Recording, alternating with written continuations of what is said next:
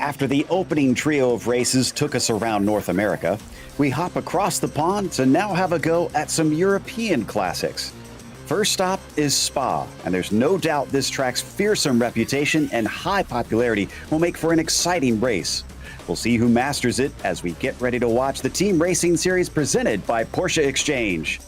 Hi, I'm Joe Peak, and with me in the booth today are Rachel Whiteford and Michael Johnson. Cameron Aubernon is on social media along with Ryan Bauer producing, who is using cameras provided by Dougie Beard. Today's race is brought to you by the Porsche Exchange. The Porsche Exchange has been family owned and operated for over 40 years. Located in the North Shore of Chicago, the Porsche Exchange has grown to be the largest volume Porsche dealer in the entire Midwest. Along the way, they've won the Porsche Premier Dealership Award for years in a row and has been chosen to be one of the few Porsche exclusive manufacturer dealerships in the entire country. Find out more at 4Porsche.com or follow them at Porsche Exchange on Instagram. Now, if you are not familiar with Spa-Francorchamps, it is a racing classic. Let's head to our track guide to find out a little bit more about it.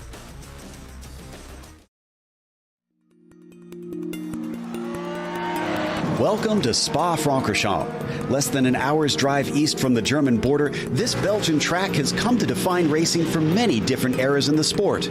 It's no wonder it continues to entrance drivers when you look at the stats. The 7 kilometers over the course of a lap includes more than 330 feet in elevation change as it weaves its way through the Ardennes forest. Packed into this is 19 turns, some of which are considered among the most famous in the world of racing. Corners like La Source and Blanchemont have been on the lips of drivers for decades.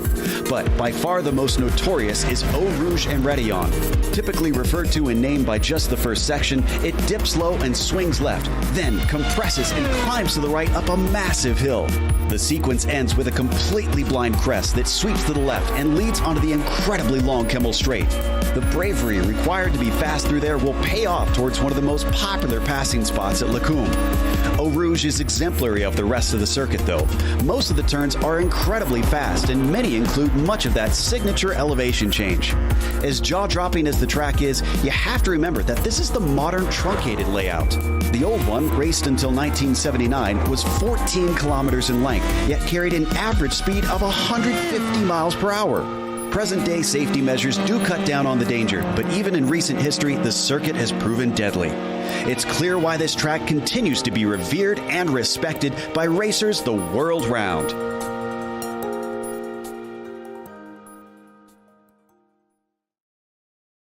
Well, Rachel, taking these Porsches around here will probably be a challenge all its own. What are we expecting today for these cars?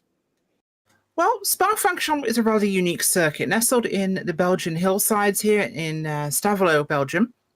This place hosts, of course, the Formula One Belgian Grand Prix, the 24 hours of Spa-Francorchamps, and the 6 hours of Spa-Francorchamps, as well as doing the TCA Spa 500, which is a touring car championship, of course. This place has been hosting racing since the 60s and the 50s. In fact, actually, no, 1925 through to 1917 is original format, and then 1970, 80-ish, to the current date with its newer track layout. This track has been a storied part of motor racing for many, many years, and the current version, of course, from 2007 onwards, is 7.04 kilometers in length, which is 4.3 miles. That's 20 turns. And the lap record, of course, Valtteri Bottas in a Mercedes W09 from 2018 in a Formula One car, which is a 1 minute 46. This is not short. This is complicated. It's twisting and turning. There are more elevation changes than most tracks these guys will race at ever, as this twists through the Belgian countryside, and it is the racetrack that will conquer most drivers. Certainly. And if we take a look at the points with it being so late in the season, it's going to be important that they get it right here. In the team's championship for the GT3 class, you can see JRT currently has a pretty handy lead. But since it is 25 for a win, they don't want to throw it away out there today. They've got to keep it on the track and try and get a decent finish to keep that buffer up, because it's easy to wreck the car here with all these fast corners. From there, look at how tight it is between second and third, Wookiee Racing and Matrix Green. Only only separated by a single point. Marlboro Motors could also find themselves into the top 3 spots if they have a decent run out there today. From there on down, it's essentially too far out for anybody to have a hope at the top spot, but still positions to be fought for, especially with that tie for 6 between Exchange Motorsports and Matrix Purple.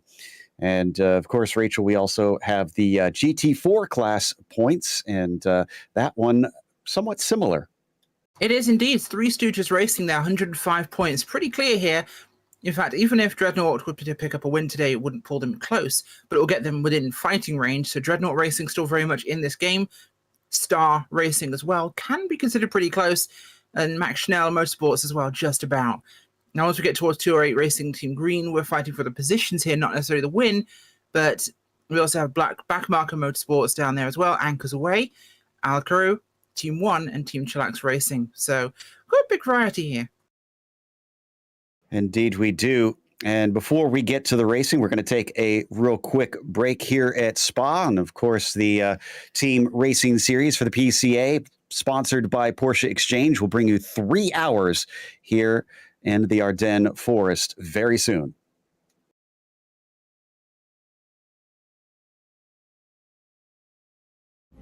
On Remembrance Veterans Day weekend, November 2022, Operation Motorsport is returning to Anglesey Circuit, Wales, United Kingdom to compete in the 12-hour Race of Remembrance.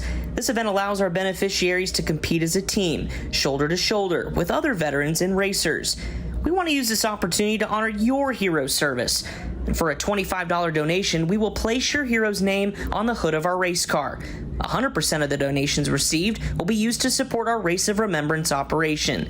Help us honor 500 heroes and donate today.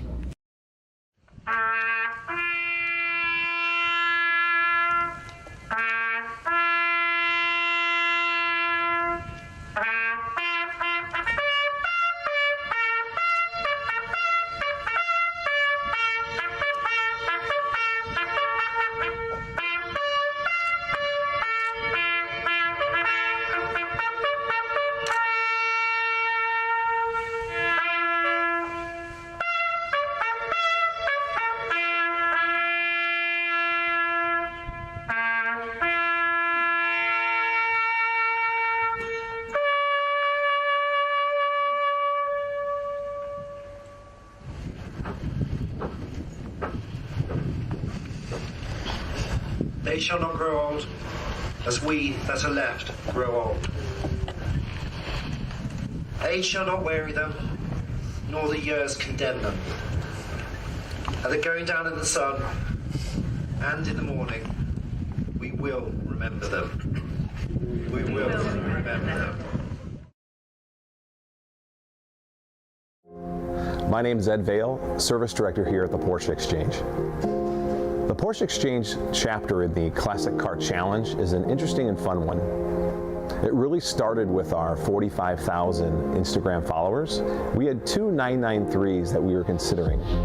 It was a tough decision, and our shop foreman had a fantastic idea of leaving it up to the public.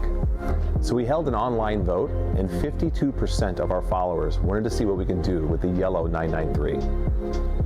So for the 2022 Porsche Classic Car Challenge, the Porsche Exchange will be entering a 1996 911 C4S. I sold that new in 1995. It was back then, it was a color to sample. It's truly a unique car. We're really looking forward to doing it. I think it's going to be a pretty rare and pretty special car. Our staff are some of the most passionate Porsche enthusiasts. And in the spirit of collaboration, we're able to create a restoration team that honestly, I think Ferry Porsche would be proud of. So we are very happy to have this 993 4S in the shop. You know that the 993 is the last generation of 911s with air-cooled engine. And you know that everybody loves the 993. This particular model is very specific because it has 2 very rare options. The first one, it was painted to sample in Modena yellow, which is very unusual for a Porsche. The second one, it has a factory wide body aero kit. Everybody loves it here. We are very excited about the project. Our Porsche Classic restoration team has come up with a plan that encompasses a massive engine upgrade, complete suspension replacement, upgraded exhaust, and much more. But I don't want to give away all our secrets just yet. We plan on hosting and attending several events where we can highlight our progress on the build, and there's sure to be lots of eye candy on social media. Well, it was always important for all of us here at the Porsche Exchange to put a unique touch on this restoration. We still wanted to accomplish that through the exclusive use of genuine Porsche classic parts. We really dove into our historic Porsche publications, looking for inspiration on all different ways we could pay homage to the legendary 993 RS. Some of our parts selections have already begun to arrive from Germany, and we're incredibly excited to see how they help us transform this 911. Some may say we're committing a cardinal sin, taking an all-original 911 with only 3,000 miles on it and modifying it. But we feel this performance restoration really pays tribute to the RS. And if Porsche would have made a 993 version of the RS for the United States, this is what it could have looked like.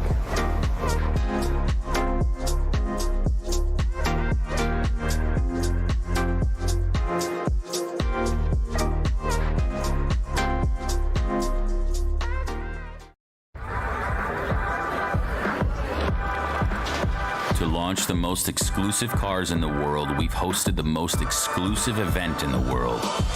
Year after year after year. Then came 2020. A year not very inclusive of exclusive events. So this year we decided to do something different.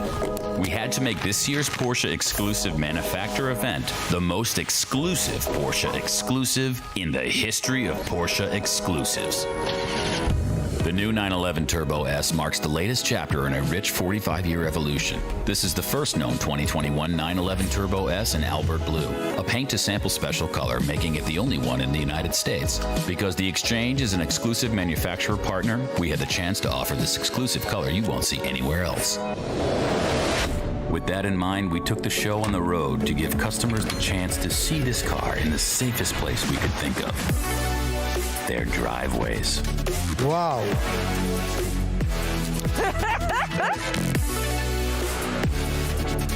Beautiful, really beautiful. Woo! It's a lot of car. Kind of looks like a sports car that you could pretty much drive anywhere. Yeah, the 911 is the reigning champ of the everyday usable supercar, right? So we have the best of both worlds. It's a comfortable cruiser when you want it to be. With a twist of a drive mode selector, it becomes an all-out monster at any time. Can I get in? Absolutely. Ooh. What a design. They really did a nice job on this.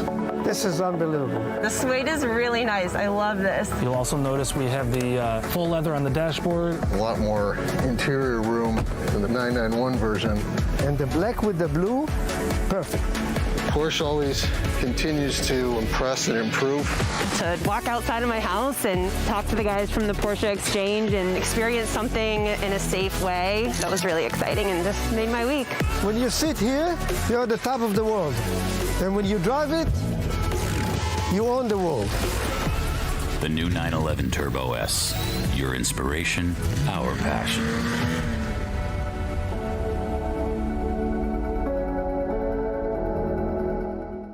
At the Porsche Exchange, we use one of the most advanced paint protection films on the market. To ensure our installation meets Porsche's rigorous standards, we use only Porsche Exchange certified expel technicians. The world's first self-healing paint film is virtually invisible and provides protection from everyday damages, including scuffs, scratches, chips, and more. With unparalleled high gloss finish and impact protection, it's designed to provide you with the peace of mind you need on the open road, keeping your piece of artwork looking like, well, a Porsche.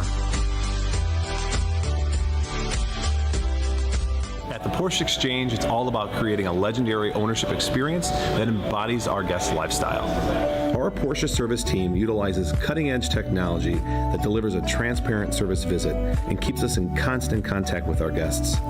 And I can't think of anyone more qualified to work on your Porsche, new or classic, than our Porsche certified technicians.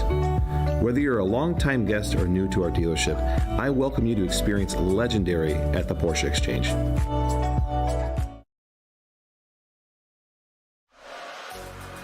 Welcome back to Spa-Francorchamps. The qualifying is over and the grid is set up in the GT3s. JRT Racing will start from the pole with E2, JR Motorsports in second, and it's Matrix Green, followed by Exchange Motorsports in fourth. Marble Motorsports will be on the inside of the third row with Flying Lion Racing.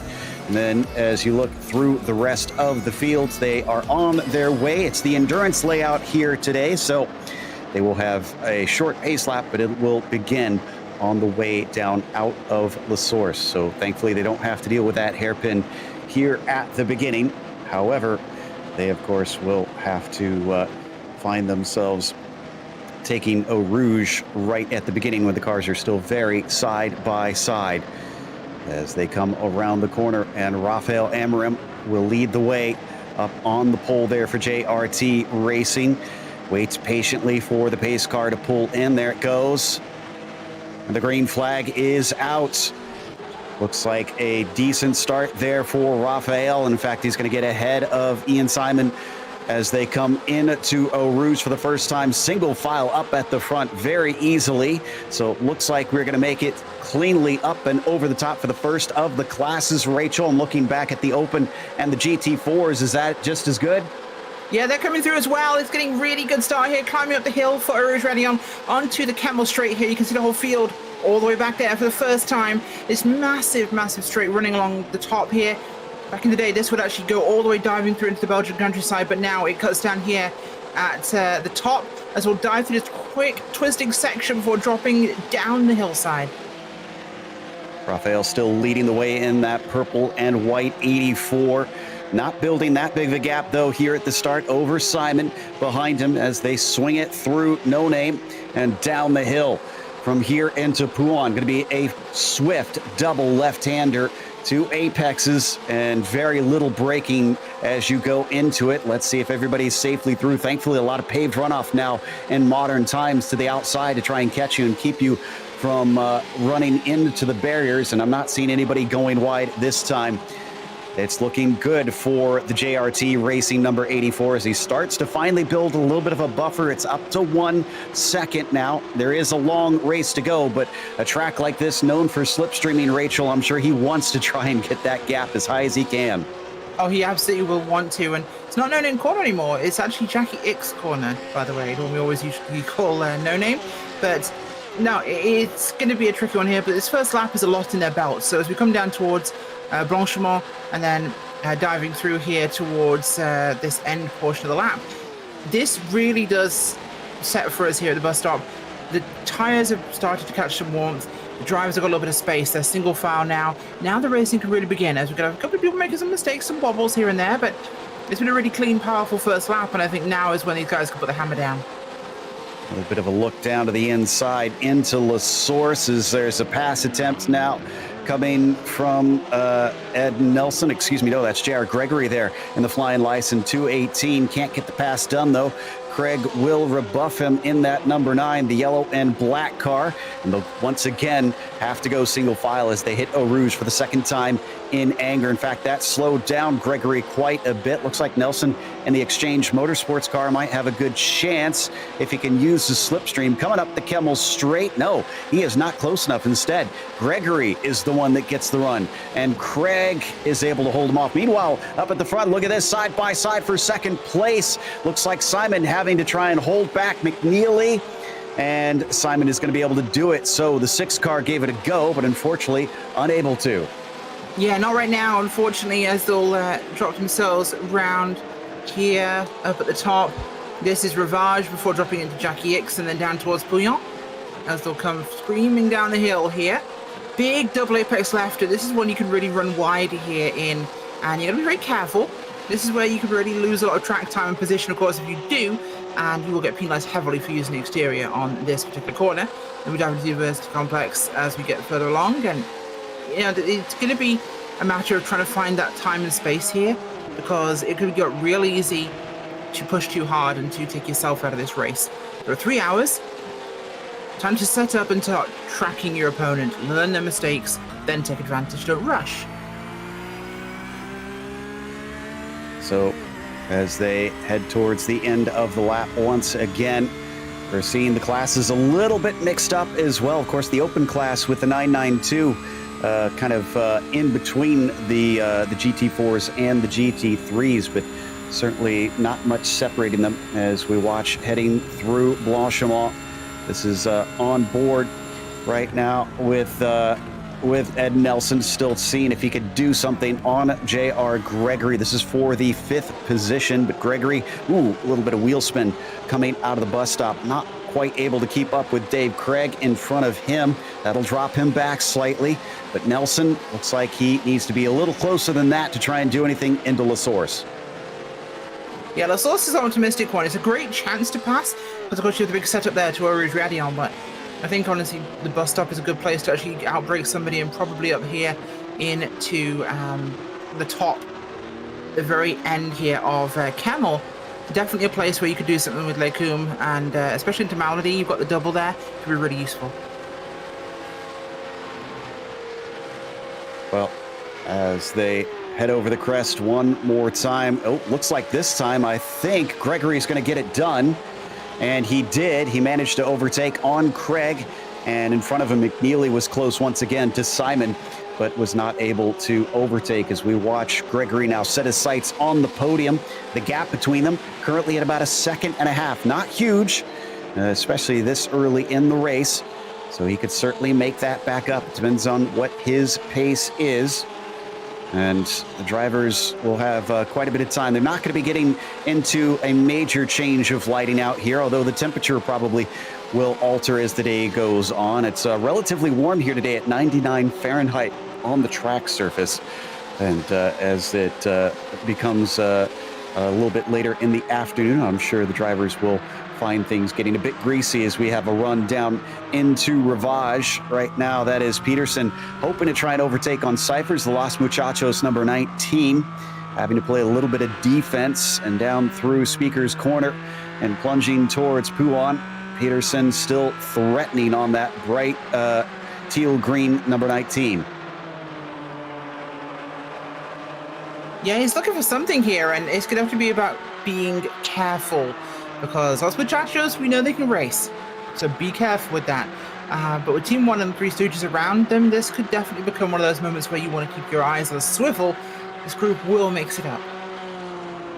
Certainly, this is for third in the GT4s here. Los Muchachos not too far behind our leader, Chaval Banjapaje in the Star Racing car, and Garrett Taylor in Three Stooges Racing just up the road from them. Certainly within touching distance if they make a mistake. Now they head towards Blanchimont once again. And not that great of a run from Leif Peterson. Wouldn't put anything past him, though. He is very, very quick.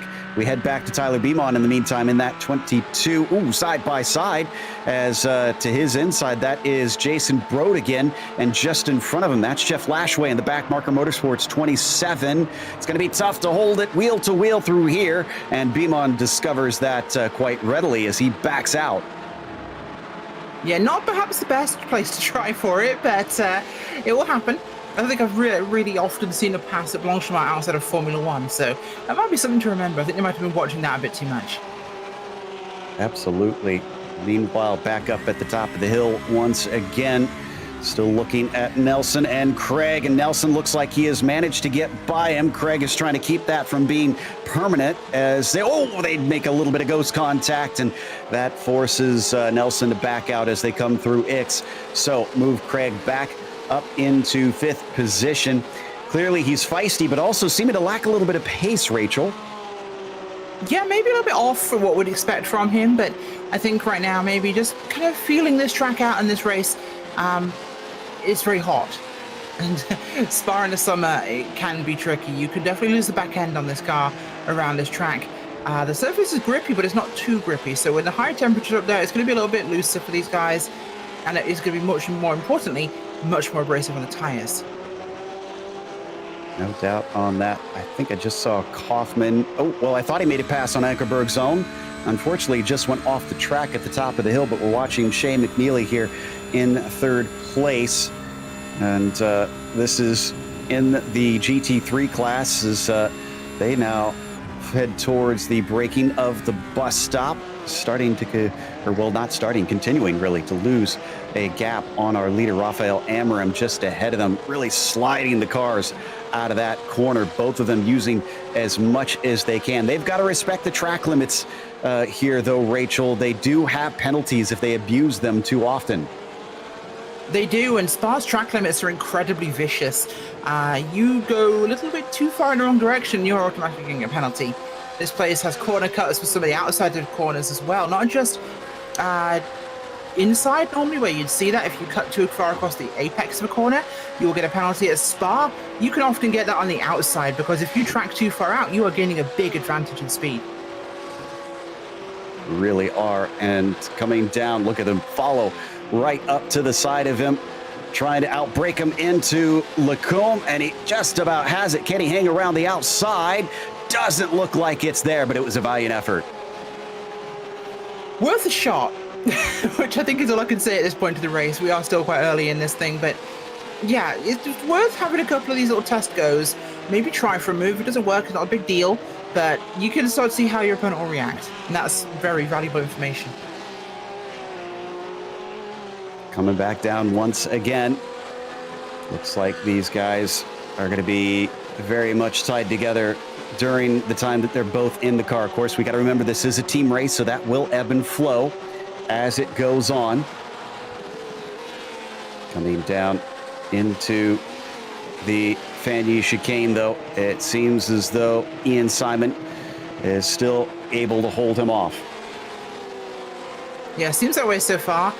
These guys have been pretty close together for quite a while, so I think it's going to ride like this, and maybe we'll see them tease at each other, have a little look, but I don't expect any major action this early on. I think it's going to be a case of strategy, make those gaps, take advantage, gain track position.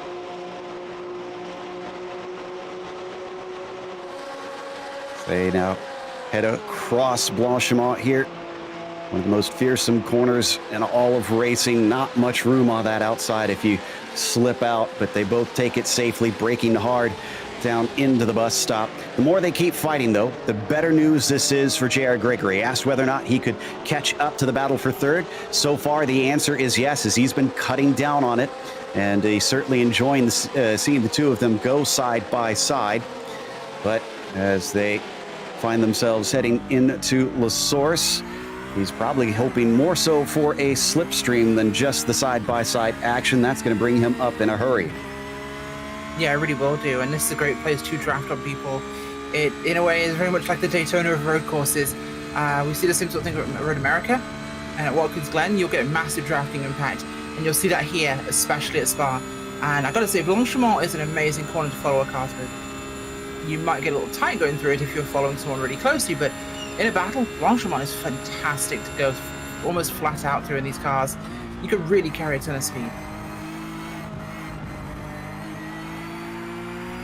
Top of the hill once again. You heard Rachel talking about the massive elevation change, and you could see it there as he came to the rise, heading down into Rivage. Long right-hander, 180 degrees. This is the newer part of the course, relatively newer, though not new since it's been around since I believe 82 or 83 when this opened up. And man, coming around La Source, got some nice fighting happening down in the GT4s as well. We were following this before with Peterson chasing Cyphers and Taylor, and Cyphers is looking mighty close. It'll depend, Rachel, on whether or not he gets the run off of Radillon.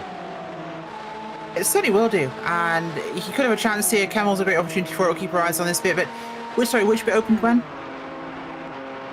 The new part of Spa. Opened in the early was 80s. The modern layout, yes. Yeah. A lot of the track itself. Oh, coming into Lacombe. Mamadi ahead of them. No, the modern kind of closed circuit version of Spa. Now you can drive on parts of this track throughout the year, by the way, as they are normal roads. Yes, that is accurate. It's a lot like Le Mans in that regard and Circuit de la Sarthe. But the modern race layout we know is opened in 1983. And the current version we race on has been this way since 2007. However, parts of the track, notably La Source and the first section with the Rouge Radiant and the Kemmel Straight, all existed since 1921.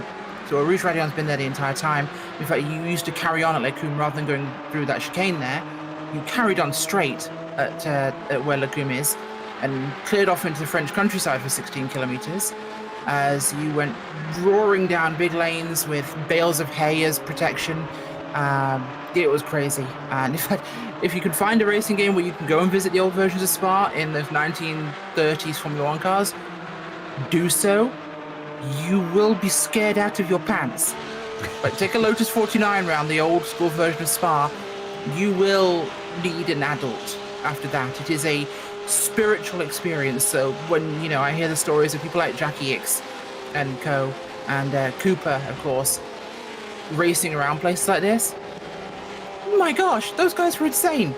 Like, it's crazy stuff. Thankfully, it's a lot safer now. We're still keeping our eyes on the battling out throughout the field here, but so I had to go for a bit of a historical tangent there on Spa, because this is such a storied ancient place. And Lecum, Eau Rouge Radion, sorry, that is over 3 stories in elevation change, by the way. 3 stories in about the space of a tennis court, football field, maybe. Off the track there for Jeff Lashway, and Beamon's going to try and take advantage of it. No, instead it's going to be Mason Smotherman who is able to sneak through. The Operation Motorsports GT4 311 gets 8th place with that one, and he's not done yet. Looks like, I'm not sure if that's a slowdown penalty. No, it's not. Just a slow exit here from Lashway.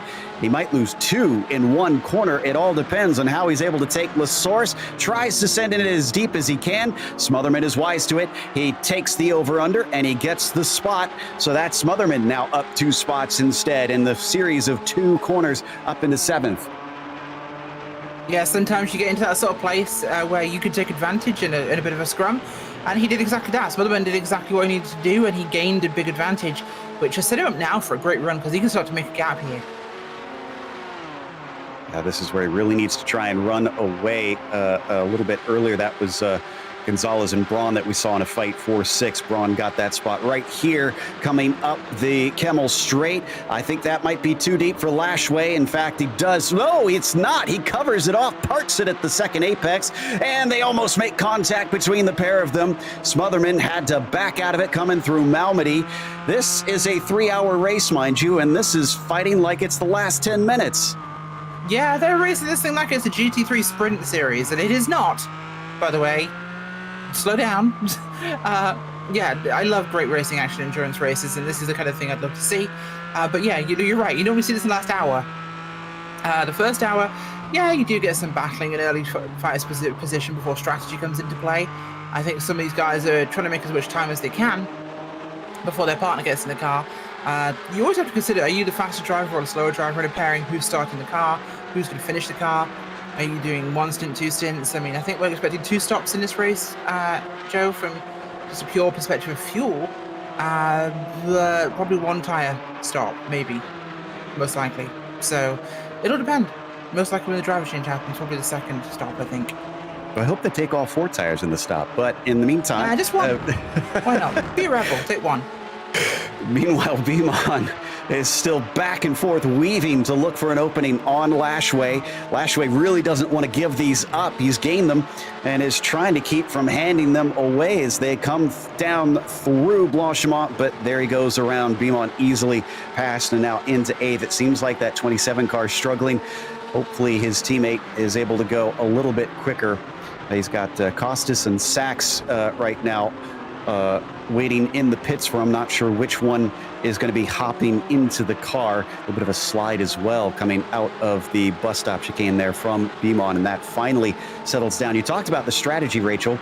I did see Gary Reese stop in for a pit stop, and it looks like he is back out. That was 4 laps ago, and then 1 lap ago, Flying Lion Racing's Glenn Dennis stopped in for a pit stop, and that seems very early. I'm not sure if that's within the pit window. We'll have to double check and see if that is. Maybe we're talking 1 big stop and a splash, and this could be the splash being taken out early.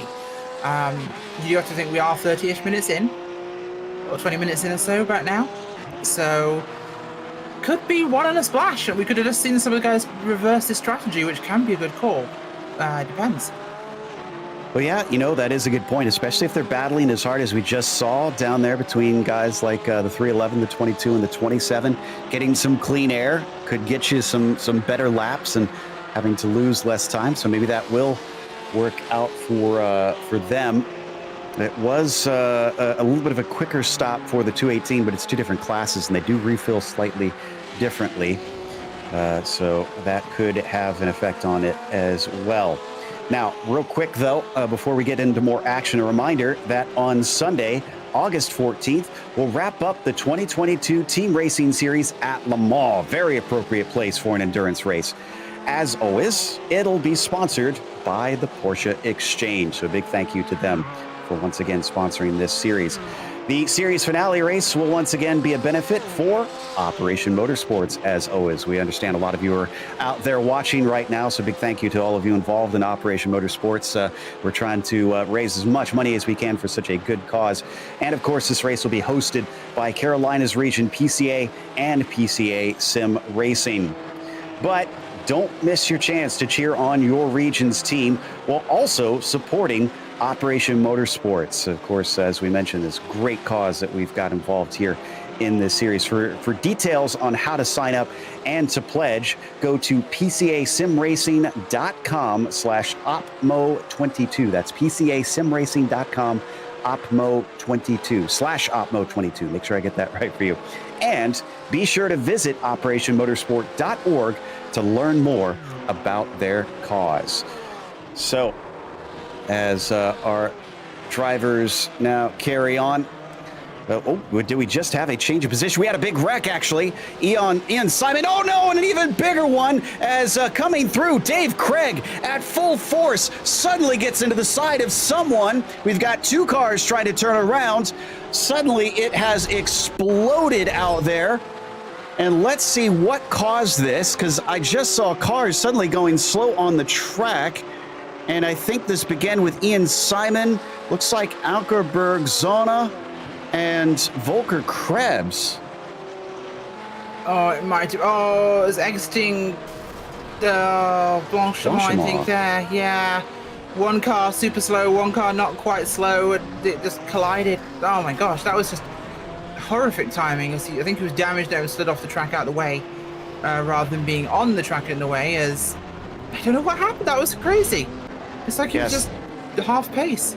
So from what we could see on the replay, it started with Krebs and Ian Simon, and then poor Ankerberg Zona was just kind of caught having to slow down, and that caused Simon to weave to the side, and then the massive impact with Dave Craig and Marble Motors has sent him off, and he's now in the pits to get his spare car. They have two of them sitting and waiting for them, and I assume he's taking his regular service with this as well. So he is now locked into this reverse strategy if that is viable.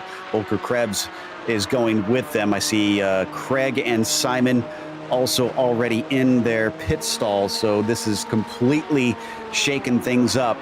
And normally the adage goes, Rachel, that if you want big problems in an endurance race, you want it to happen early so you can make it up later. But boy, these are really big problems to have at this stage. Yeah, there's big problems. Then there's losing your leg to a shark. I'd qualify that as a slightly more concerning affair. Now, this is pretty big because not only are they having to factor in their taking time to tow, but their cars are in pretty bad shape. And yes, they will get their spare cars out, but they could lose up to 3 or 4 minutes around here doing that. So with a 6-hour plus race, yeah, it's just manageable. You can actually get quite a bit back in that. 3-hour race, that's a huge ask. And there's some big names involved in what just happened. Yeah, some front runners, absolutely.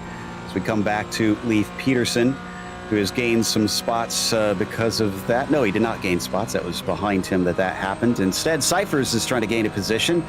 Can't quite see through him. Now you can see him as he ducks out of the way. Garrett Taylor is going on the defense into Lacombe. Both of them braking hard into the chicane, and it looks like Taylor will retain the position. Yeah, he does so far, holding on pretty easily, I think, in fact, at this point. Not worth fighting super hard for this one. He's got a good spot right now. Just manage what he's dealing with here. There's track up ahead. Use this. Don't worry about fighting them. Just run the lap, because we just saw what happens when people get too spicy too soon around Spa, and it's not great. Indeed it is. This is staying spicy around here, so at least this battle will carry on and give us some fun for sure as they head through Poulan and heading towards the Fandiu chicane. Once again, that was a poor exit there from Cyphers. And I think Peterson is going to take advantage of it with a smooth move up the inside, slices his way onto the podium. So the Team 1 car now has one more to go to get into second. Unfortunately for them, it's a massive 6.5 seconds up to Banjapaje. That Star Racing team we've seen repeatedly through this series, Rachel, is very fast at the start with Banjapaje in there, but we'll see if they can keep that up as it carries on. Yeah, I think it'll depend exactly on what will happen from this, but they're good right now. Will it last? Who knows? But we'll have to find out when they do. As it goes, though, Cyphers is doing reasonably well. He's dropping off the back of his group, though, which I think is more concerning to me here, in that Star and Three Stooges are starting to escape. Yeah, it's seeming as though the drivers have got to start trying to make some inroads here. Again, it could try and come back at them when they change who's in the cockpit. So Peterson now sets his sights on Three Stooges as they head towards La Source. And they've got about 2 hours and 34 minutes left to try and decide this one, but I don't think he wants to take the entirety of that time. Last time the slipstream helped him. Is it going to help him once again and maybe get the pass a little bit sooner than it did before? Through Eau Rouge, up and across the top of the hill. He's close, but these GT4s not known for giving that huge of a slipstream, and no, I don't think Peterson's close enough. I think you're also going to deal with a lot of turbulent air behind a car like this, which will not necessarily make it great to try and draft off them, but we'll see again. It could always vary, but once you're beyond a certain gap, I think it becomes very difficult to actually try and hold on here, and it's about a second, which is that problematic window, but if Stooges and Star fight, that was Star that was off. Yeah, they were briefly off. They're still back with it, but they got a little bit sideways. But if they keep fighting up there like they appear to be, he's going to be right back with them. That was it. Malmedy lost it completely on their own. Our leader in the GT4s with a massive gap have now given it all away. And there you see it coming around the corner. Behind. Yeah, no, you're right. Yeah, they could, I thought they stayed with it. I thought they stuck with it, but it's got a little bit of a bump. But no, they're gone. That's crazy. That shaken things entirely. Wow, so down to fourth. Well, they had the pace before, and that means Lee Peterson, who just made the pass for the lead, is now on the points. And wow, those moves wound up being oh so important for the 10. He knew that every position will matter, and now he's got clear air in front of him. Taylor, though, has to deal with Cyphers behind him. He could lose not just the lead, but second place as well. Seems to be struggling at this phase of the stint, and a good run coming out of Stavolo is definitely going to help that 19 have a chance coming into the bus stop. Oh, absolutely will, and the bus stop would be a great chance to take advantage of this. So let's do, big car coming up behind him here. Wow! You seen this? The purple machine. I think it flew up on them. Yeah, that's our GT3 and overall leader. Ford to give up a little bit of time. That corner probably going to be relatively similar between the two makes of Porsches, but up through Eau Rouge, he's definitely going to be a lot faster than these GT4s. He does not want to get stuck behind Lee Peterson, but he is, and he is going to have to wait patiently underneath the bumper of the 210. Now onto the Kemmel Straight. He's able to scream on by, but that was a full half-second lost. Oh, yeah, he was struggling all the way from out of bus stop. From bus stop, I should say, all the way to Kemmel. Just bottled up with that traffic. That's what happens to get to a good chain of cars, though. That will occur, but he's through them now. He should be good for at least a while. So we can say that the two classes have now fully intermixed, with one leader passing the other than, of course, our open class. Now we've got those four Cup cars that are running the 992. And those guys are not running for points. That is all just for pride out there with Celtic Racing, Jakester, Manifest, Destiny, and Spanners Motorsports. We'll try and catch up with them when we can. And side by side down for sixth place in the GT4s, the 311 car ahead of Brodegen's number 8, and that was a successful attack that got him that spot. Tries to come back at him, but Brodegen finds the door shut by the time he reaches Ravage. Yeah, really no chance to answer back to that one, but we'll have to see what he does do as the time settles in here. You have to maybe keep another lap in this thing, take a look at what can come. Sounds like Volker Krebs has been given a penalty for the incident we saw earlier coming through Blanchimont. So the Alcoro Racing car, have they served that one yet? No, they have not. They still need to come and serve that. They have been in the pits, it looks like just to take the spare car, and they did not take service because I'm only seeing 1.5 seconds stationary in their stall. So this is going to hurt them pretty significantly as we continue to watch the fight for 6th here. Coming into Stavolo, one of the lowest parts on the track, before it'll start to climb up a little bit and also climb up the speedometer as well. They'll get faster and faster through this flat out portion where it weaves to the right and then to the left, and then I don't think these GT4s are going to be flat out through Blanchimont. Just under that though. They are pretty close to it. Let's see if he can use that to his advantage. Maybe be a little bit braver through there. Brodegen does get close. He's going to look for it. He's going to break deep. Can he stop the car, though? Over under. That puts him on the outside. It looks like Smotherman is going to retake that 6th place. Once again, it just went away, being too ambitious on the binders for the 8 car. But he knows that he can at least get to the inside of him. The question is, can he make it stick? Well, that depends on how old the tires are and how brave you're feeling. It's possible, just not all the time. And that's what you really have to be considerate of. That actually looks like it lost him a little bit of time as he falls away, but we head back up to our leader, Rafael Amorim. I wouldn't say it's been completely quiet for this purple and white 84. He's obviously had the dramas trying to weave his way through the traffic, but relatively, it seems like this race has been under that JRT team's control, Rachel. It's been smooth so far for JRT and Rafael Amorim. Those guys have had a strong setting today, but it's always been strong for them. They've had great performance. They've been challenged in other rounds, I think, but I think with less of these cars, I think in the field at the moment, it's not been quite the same. They aren't really being pushed as hard as they were, but they have been an incredibly powerful car and have deserved everything they've gotten, I think, so far. Clarification on the black flag situation for Koru Racing. That was given in mistake, apparently. The number 1 team was supposed to get that penalty, and so the stewards have thankfully cleared that before they've had to serve it, and it is E2JR Motorsports instead who are going to have to come in. That's Ian Simon that is in that car right now that is going to have to give that one up. So glad that got fixed before somebody had to serve that penalty unfairly. And in the meantime, side by side, once again, into Blanchimont we go. Are we going to have this for the 2nd time in this race?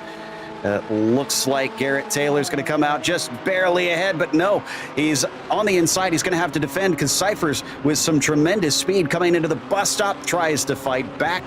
No dice on that one. Banjo Paje, who is on the recovery for the spin that we saw coming through Malmedy, is certainly enjoying that little tussle as the 24 car is now within a second. Yeah, it's a great opportunity to do something with these guys, but the 19, the 24, they're all in a really tight position where they can do with this, so it can still happen. And these guys have been close since the drop of the flag, Joe. This has been going the whole time. Indeed, it has. And again, this is for 2nd place. Man, ever since Peterson got by, he has just gone off like a rocket. It's 3 seconds up to our leader in this class. They're going to get some company as well. Looks like the lap traffic of Mario Gonzalez, that's 5th in the GT3s, is going to get by 1 and 2, maybe 3. He's going to try, and that's going to put Garrett Taylor a little bit offline. The Three Stooges 42 car doesn't lose the spot, though. Cyphers will have to try again later. Try again indeed, but he has got the opportunity for it. More lapping going on, of course, but still time to get this one changed.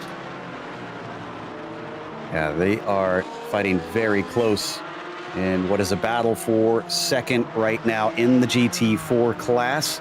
Still valuable points here, as we mentioned on the point situation. where the GT4 leaders currently have a gap of about 25 to 24 over their nearest rival. Actually, no, more than that. It's 29 points over them right now. So the Dreadnought Racing is definitely one that needs to get up there and start making some inroads on Three Stooges, who currently sit in the second spot, coming now out of Fanyes and into Stavelo, weaving back and forth. This is where you need that great exit, really getting the tires to grip as you launch off the corner. Let's see if anybody finds an advantage. Well, it's going to be tight to see if they can get an advantage, but gosh, these cars have not changed a minute this entire time. The gaps between them as well are super, super close here. Going through into Blanchimont. All tracking out, just running it in here, bus stop up ahead. Could be a chance for a move, possibly. Someone looked, but I don't think he was going to go for it. Oh, no, he does. Cypher's tried it. And in the meantime, behind him, Banjapaje wants to try and capitalize. Looks like Cheval might actually be able to do it. Great exit coming off of the bus stop chicane. Coming down into the braking of La Source. Has the inside, has the nose ahead. And I think he's got the job done. Almost an over-under there from Cypher's great exit. Could try and fight back. Depends on how feisty the Los Muchachos Motorsports driver is feeling. He's feeling a little feisty, but no, he starts to give it up as they hit the bottom of the hill over the creek. Yeah, it really is. And the way this thing actually does behave, you don't really want to be doing anything to the peak of that. It's not a good place to go for it. Maybe after that and get a good run through it, but you want to be set back almost not quite as close going up a Rouge Radiant. So you've got that advantage to be able to take that drag on the straight and use the advantage off the peak, I should say. Good defense there from the likes of Banjapaje to keep Cyphers from fighting back. So now we can say the 24 is solidly into third. He's looking at Taylor now. He's got about, looks like 5.5 seconds up to Leif Peterson, our overall leader. So he wants to try and make this pass pretty soon. I think we've got a pit stop for the 27 car. Backmarker Motorsports is in. And I think this is probably scheduled. Yeah, we should be a lot easier within the window for them. There you see them in the orange and white machine. Now look at that the jersey barriers that they have separating the track from there. They have to go all the way in where the Formula One cars usually do on the GP pits and come all the way down here, Rachel. Extra pit stops are going to be extra painful. Yeah, they definitely can be, and you want to make sure you do it right when you do actually have to come down. Otherwise, it costs you so much around this track. But there's good opportunity, and these guys can do it without making too many mistakes, I hope. All right, so as we head back up a little farther once again to Taylor and Banjapaje. Looks like Cheval's wasting no time here, using all that extra speed to great effect. Will we get a move down into the bus stop? I think we will. The 24 shows his nose, brakes very deep, very deep. Can the car get woed up in time? Not quite. Stays within the track boundaries at the very least. But Garrett Taylor is now side by side once again. Can't find the grip. Oh, and slow off the corner. Very slow because Cyphers also overtakes. So that went all kinds of wrong for Garrett Taylor.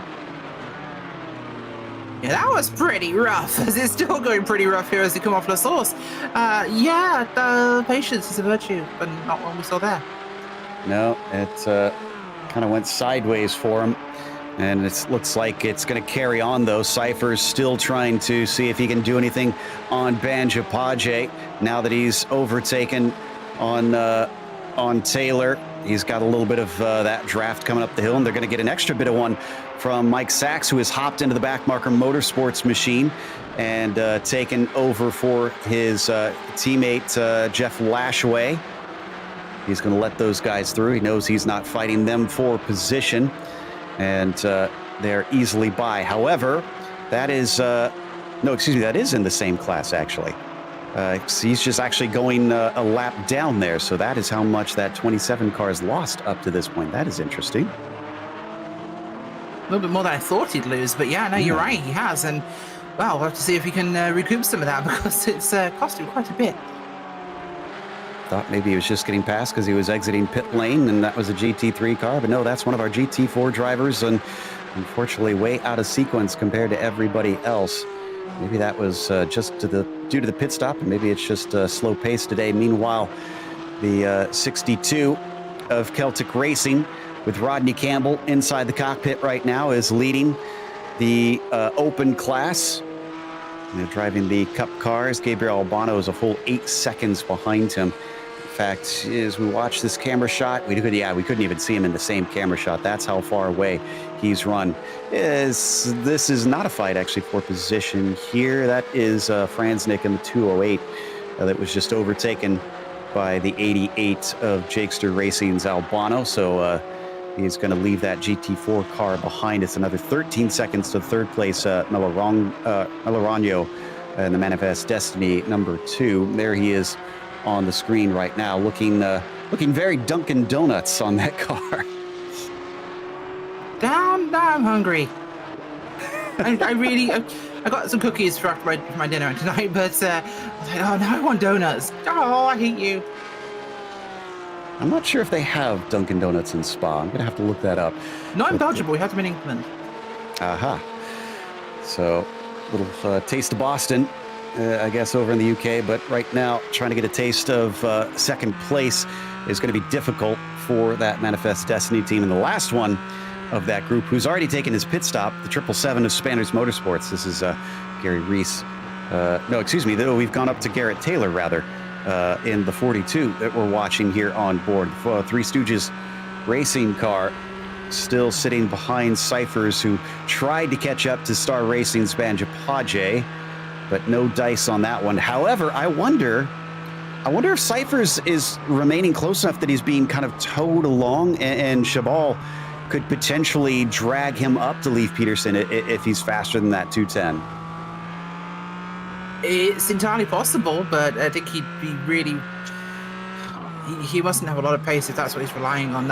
It has to either be a fuel-saving strategy, possibly, which that also could be. I think we had an issue for Mario Gonzalez. The Matrix Purple car was slow for a minute. That was, this was an issue in Pujon. There you can see him down in Fanyes now. He's in 5th place. He was already well behind Wookiee Racing with Chris Braun in that car. You can't even see him in the same shot. And around goes the rear. And good job keeping it from hitting the barriers on the inside or the outside. Use that paved runoff to good effect.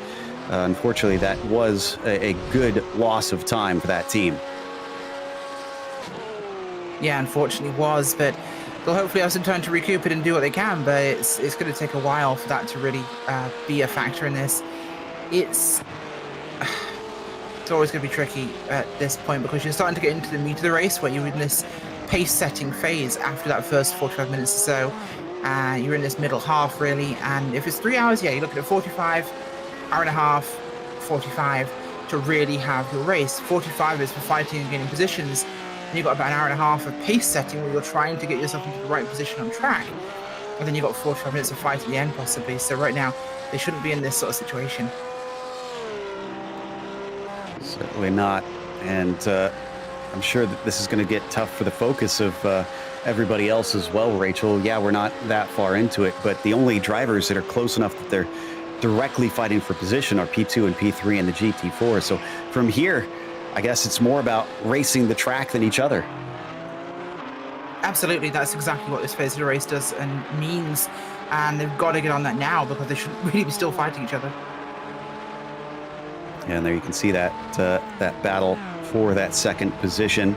Star Racing, with their slip-up coming over Malmedy, made relatively quick work over the 19 and the 42 cars, but certainly lost some time. It's still 5.5 seconds up to Peterson, and trying to weave along the Kemmel Straight to break the draft as well, not wanting that Los Muchachos car to continue to ride their coattails during this stint of the race. Here's the perspective from Derek Cypher's helmet cam right here as they fly through Malmedy, where the issue first erupted for that dark colored number 24. If we could stay on here, one of the views I love in this track, and really gives you an idea of not only how big this track is, but also how much elevation change there is. Watch the view coming out of Ix. That is the pit complex that you could just see up ahead through the trees. Yeah, this is how much change there is in elevation and positioning that, that all the way over there is exactly where you're pitting. This track is insane. Up and down, left and right. It's just, you never know where you are. It's a roller coaster. Certainly is. Losing some time in this part. Cypher's looking a little slower coming down the hill. You can see how much farther ahead Banjapaje is. So this is a good time for the Star Racing team to push and try and break that draft and leave behind the 19 ahead of them. That's Volker Krebs in the Alcoru Racing car. So that is a lap down within the same class. Hopefully shouldn't offer up any sort of issues, especially if they're paying attention to what's coming up behind. And then, well, speaking of coming up behind, one of the open cars, one of the Cup cars, Celtic Racing, is now catching them. Yeah, that should be a huge issue for them, but Celtic just doing nothing. Celtic, Jakester, Manifest, and Spanners just really out here for the pride of the race. That one's been basically decided, but no, this has been a really good run so far, and everyone's been really kind, apart from that one incident we had, which was just a culmination of coming together in the worst place on the track after the crest of Eau Rouge Radion. But yeah, no, hopefully no real issues. Kind of curious if that 62 team, because I checked and I'm seeing Club Canada on there, which doesn't help. Well, their other driver, David Palmer's from Pennsylvania, so it could be. I wasn't sure if it's the original way of saying it, Celtic, or if it's like, you know, the basketball team, if it's like Celtic Racing. Or the Scottish football team, Celtic, yes. Yeah. Could be either.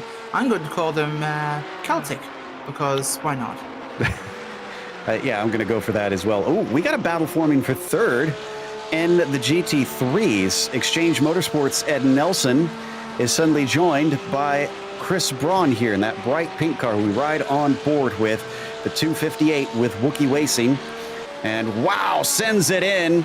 I don't think that was much of a fight at all from the 996 team. He may have given that one up, actually. Yeah, there's a good chance he did, in fact, but sometimes it's a safer option to keep yourself up in pace on track, and honestly, during this phase of the race, that's when you would want to most do that. Yeah, that looked to me like trying to think big picture there. Exchange Motorsports maybe thinking, we're not going to be able to outpace them. Let's just let them have it for now. Allow the 258 on through. And yeah, look at the distance he's already putting on Nelson. So coming up and over that massive rise there at Eau Rouge. His next run, his next target is going to be Shea McNeely in the number 6 car. That's about 5 seconds up the road. Yeah, there they are in the corner of your screen. So they can see them on the long Kemmel Straight. They know that is their next one that they are going for. All of this, though, is happening way behind Rafael Amorim, our leader in that class, at about 15 seconds right now. JRT Racing just doing a phenomenal job out here in the first hour of this 3-hour race around Spa. Really has been beautiful today. The weather's been great. The driving's been great. We've had some fantastic action out here on the racetrack, and honestly, it's been really good. These guys have had a really fantastic pace. We've seen some great action also this entire first hour so far. Absolutely. You know, I mentioned a little bit earlier about some of the open cars having a similar pace to the back of the GT3 field. I just saw a few of them changing positions. I think Nick Millerano having to give the spot back to Craig. Of course, Craig has pitted from what I'm seeing, so that might explain some of that overlap since he's on a slightly different strategy. So it is still remaining slightly mixed up and around here for 24 drivers. In fact, Gary Reese, definitely the one that is the most mixed up. The 777 is down 17th overall. And I want to say, yeah, full lap behind the next car up in his class. So we come down into the braking of the bus stop. And this last lap alone, you need to look at the recent times. McNeely with a 2:20, Braun with a 2:17, 3 seconds faster. Did Shea have some sort of problem on that lap? Could have done. I'm not quite sure, but it might well have been that way. we've seen a lot of spreading out in this second kind of phase here, as although Flying Lions, I thought E2JR were close, but they're not. It might actually have been, you're right. I think I went back and looked, and I think it was a slowdown penalty for McNeely up and over Eau Rouge. Cut the course a little bit. Easy to do around this track, and that's part of what lost the time. So Braun is able to gain quite a bit there, but it gaps back upwards along the Kimmel Straight to 4.2 seconds. So it's ebbing and flowing slightly. McNeely clearly on it, trying to push hard and run away. And that's Nelson there as well in that blue and green 996, just clinging to the back of Wookie Racing as well. Getting close to the 1/3 mark of this event. Will we see most of our drivers come in and stop, or are they going to try and run long and go for a short splash and dash at the very end? Questions will be answered soon enough, I'm sure, but we'll have to wait to find them out.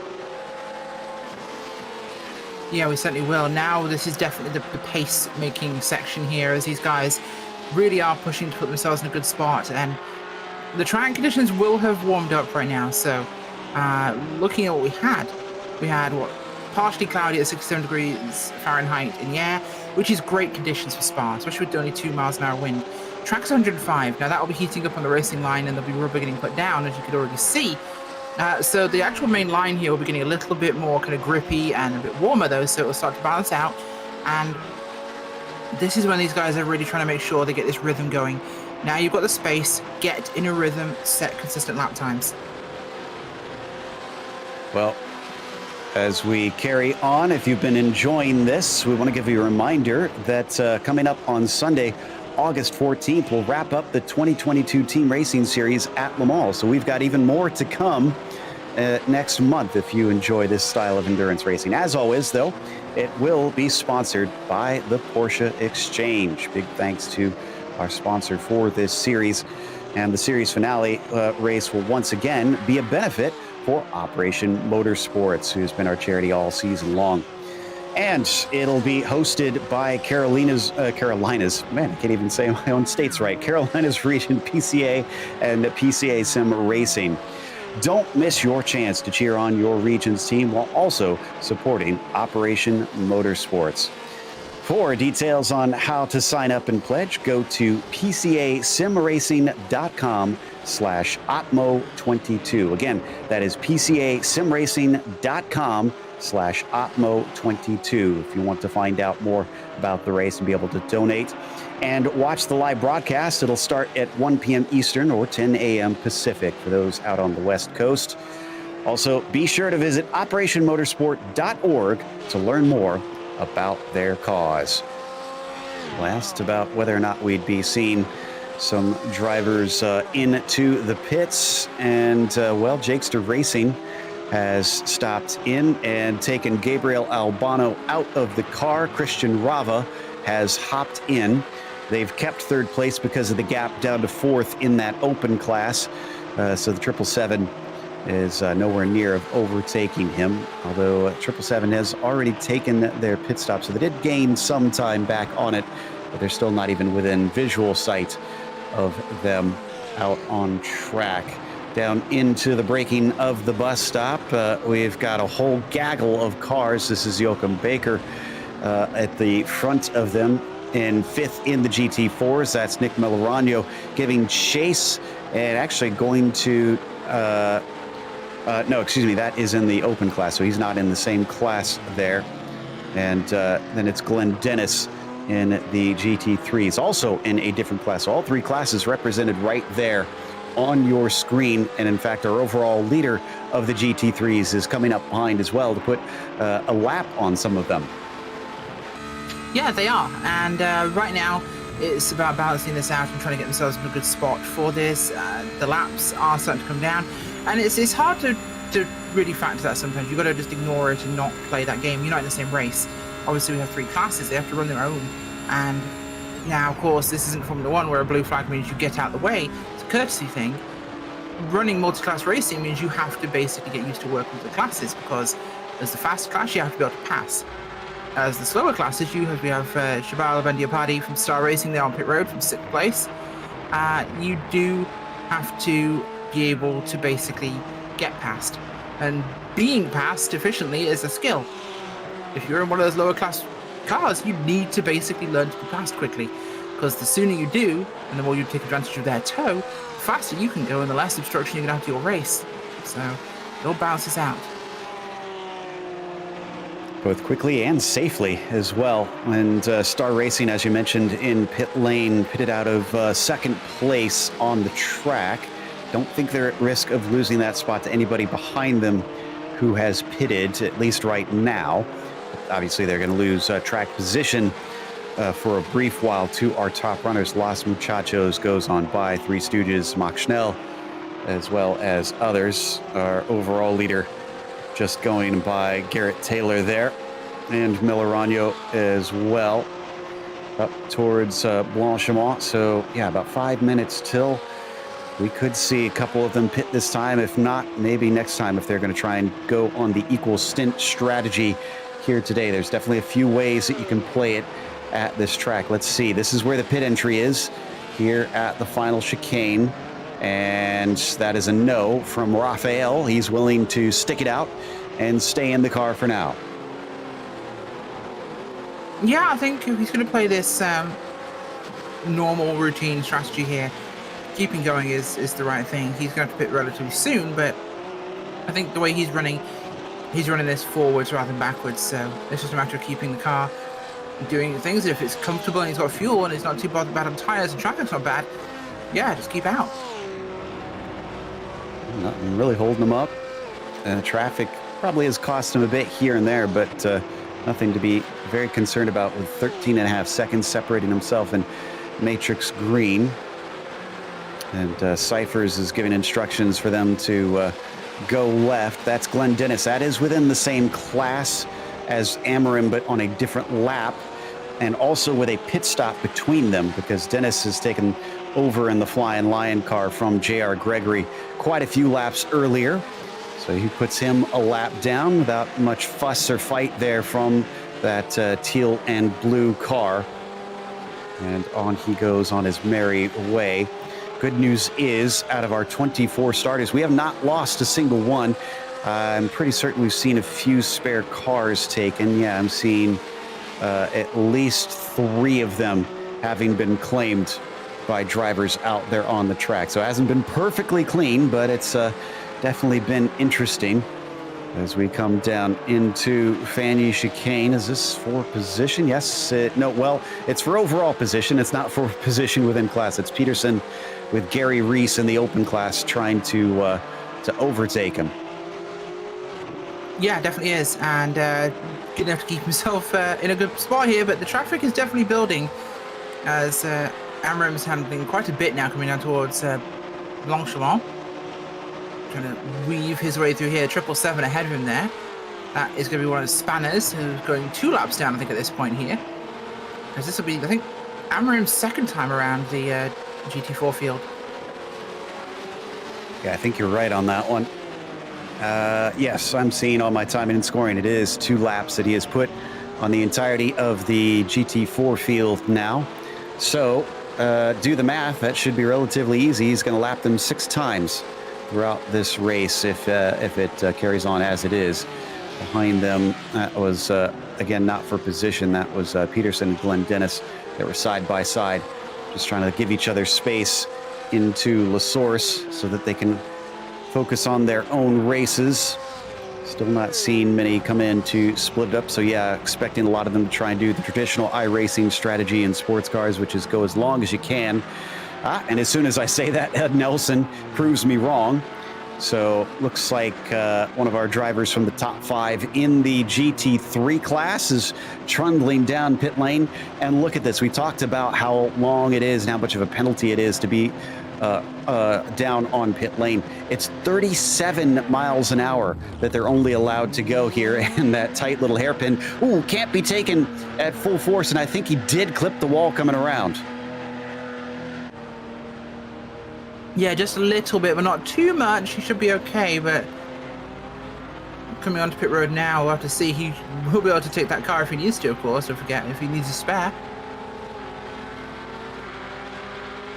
All right, so at least he's got that going for him. Mario Gonzalez is also pitting in. Now, I think we saw Gonzalez in before. Let me double check on that. Trying to find him on my timing and scoring. Yeah, there he is, the 29. And this is their first stop. So I was remembering incorrectly. The Matrix Purple team having their first time down the lane. So he's going to probably swap out, I would imagine, unless he's enjoying his time out there. He's sharing this car with Mike Patterson, fellow Texan, in that car. Watching the leader on screen, though. This is the 84 of Rafael Amorim, who is actually going to come in this time. So he is trying to split it in perfect thirds. And he's not going to be able to come back out before McNeely gets by him, unless Shea also pits in this time. We'll see. He might react. Yeah. Speaking of Texas, though, I have it from reliable sources that Texas is currently hell, with it being summertime. Yeah, absolutely. So I really feel sorry for Texas sim racers out there who are trying to get themselves racing, and they're sitting there in their sim rooms, most likely sweltering. So, yeah, as we've got W second and third both hit pit road there, Matrix Green and Wookiee Racing. Now they're all really starting to come in. Los Muchachos pits from second and the GT4s. The good news is I'm pretty certain the vast majority of Texans have AC, so they should hopefully be good on that end. If they don't, then yeah, it's they might not actually want to race, because then I fear for their health and well-being, honestly. The 64, or 84 rather, still looking for his pit stall, has to come all the way to the end and parks it and starts to take service. Yeah, he does indeed. Of course, AC is not a common thing in the UK, so whilst it's about 88 to 89 degrees outside, it is considerably hotter in my north-facing office, so hope you guys can't hear it in the background, but there are lots of fans going right now. Not the racing kind. Well, glad you've got your biggest fans with you as we come around through Blanchiment. As more overtakes between the various classes. Rava allowing Nelson to go on by. Ed Nelson has already taken his pit stop in that 996. So where is he going to come back out? Looks like we're getting some driver changes. Jacob Schum taking over for Rafael Amorim. William Routsidas taking over for Chris Braun as well. So is Nelson going to be able to get some of these spots? Still waiting on Schum to finish up here. Ed Nelson might be going by. Yeah, it's looking like the 996 unless Schum takes off right this second. And he does not. Nelson is now into the lead. It was a 33-second stop that time for the 996. So this is where it gets interesting. That must have been the splash and dash for Exchange Motorsports, because they were nowhere near that 84 car before they had their pit stop. Yeah, absolutely, of course. And Wookiee Racing off pit road right now, heading up to rejoin the track at the top of Radion. Rejoining there. They actually are, I believe, still behind Matrix Green. JRT, of course, who were in pit road at the same time, they were already going through Malmoney. So the gap is actually bigger now for JRT. That was a far better pit stop. You can see coming up into Lacombe with McNeely and Routsidas. That's for position there. That's for fourth in GT3. Both have taken their stops. We're still waiting on Rodney Campbell and Nick Melorano to pit. Looks like Leif Peterson needs to come in. Joachim Baker just pit from second, so he's going to hand that second place back to Peter Kummer. No, excuse me, Banjapaje. Well, Banjapaje should have inherited that, but it looks like the Star Racing team is behind Los Muchachos by 10 seconds, and that is due to a 10-second shorter pit stop for the 19 car. Ooh, did we report on that? Because that is interesting as well. We did not, and that's unusual because either they didn't take tires or they something different here. Maybe they double stick the tires. Well, that definitely swapped their... Yeah, that swaps their positions around. That's why we're making a big deal out of this, because the 24 was ahead of the 19 before the pit stop. So now they lose that spot, but a longer stop for them could mean that they're going to have to pay the piper later on, the 19 car. So maybe that is just fuel strategy playing itself out, and that's how that one is working. I'm not entirely sure. And coming around, still vying for that fourth position. Matrix Green ahead of Wookiee Racing down through the chicane, through the bus stop chicane, ahead of them. That is Star Racing right now, actually, that we were just talking about. So they should be able to overtake that GT4 quite easily, but they're going to want to do it before they get to Eau Rouge. And great heads up here by Chabal, who is able to pull out of the way through La Source. Yeah, no, definitely. And that'd be a good time to do something with it, but Muchacho's going to be under a little bit of threat. Although that's one of the cars from the groups passing them by, so that's not really a concern. But yeah, that has to be a double stint. I need to see what the lap time's looking like right now, but I genuinely suspect that might have been exactly that. Peter Kummer's in the car. I think they might... Oh, that's bold. If they have double stinted, because they need a driver swap too. So if the only way it can be faster is if they missed something out, like tyres. If Kuma's lap times are the same as what we saw at the end there for Cypher's, honestly, actually no. Looking at these times, Cypher's lap times were super consistent. His first time after the start was at 2:31, then 2:30s, 2:29s, 2:30, 30:30s. His last few laps before he pitted were 2:30s. So he's had no drop off at all. Ooh. I think they're double stinting these tyres. The lap times haven't changed. Either he babied them crazily, because he can clearly go faster. He's dipped into the 29s occasionally. I think he's been babying these tyres, and they just didn't take tyres on purpose here. Yeah, that would be my guess on it. But what a stroke of genius if they were able to pull that one off. Our leader in the GT4 is just pitted, by the way. Team 1 with Lee Peterson has pit in. Is he going to hand over the car? He's sharing it with Steve Komatz, and yes, he is. Steve is now into that GT4, and we expect he'll take over the lead. Peter in the Los Muchachos 19, probably not close enough. Yeah, he's definitely not close enough. So that should hand back over.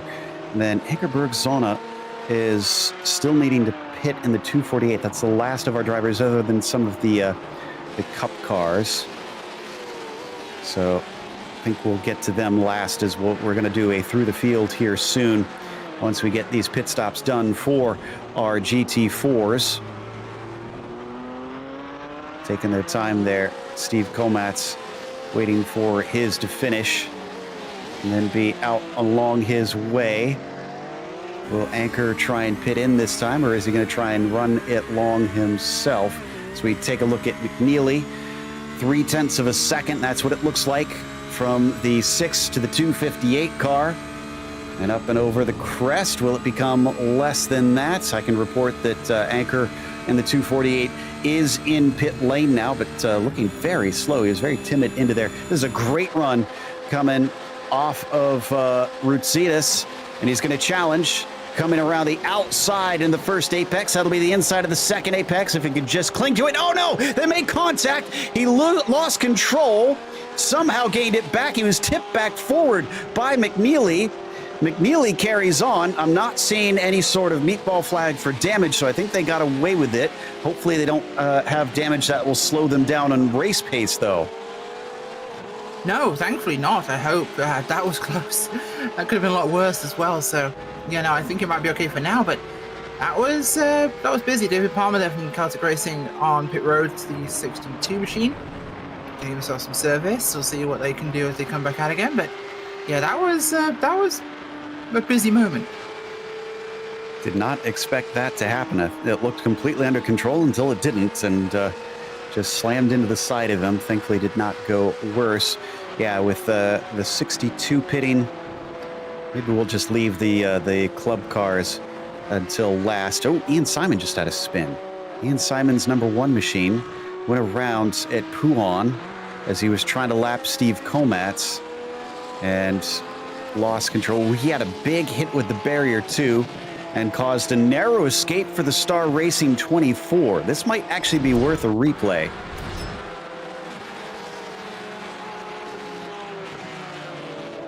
Yeah, that definitely turned out to an... Oh, wow.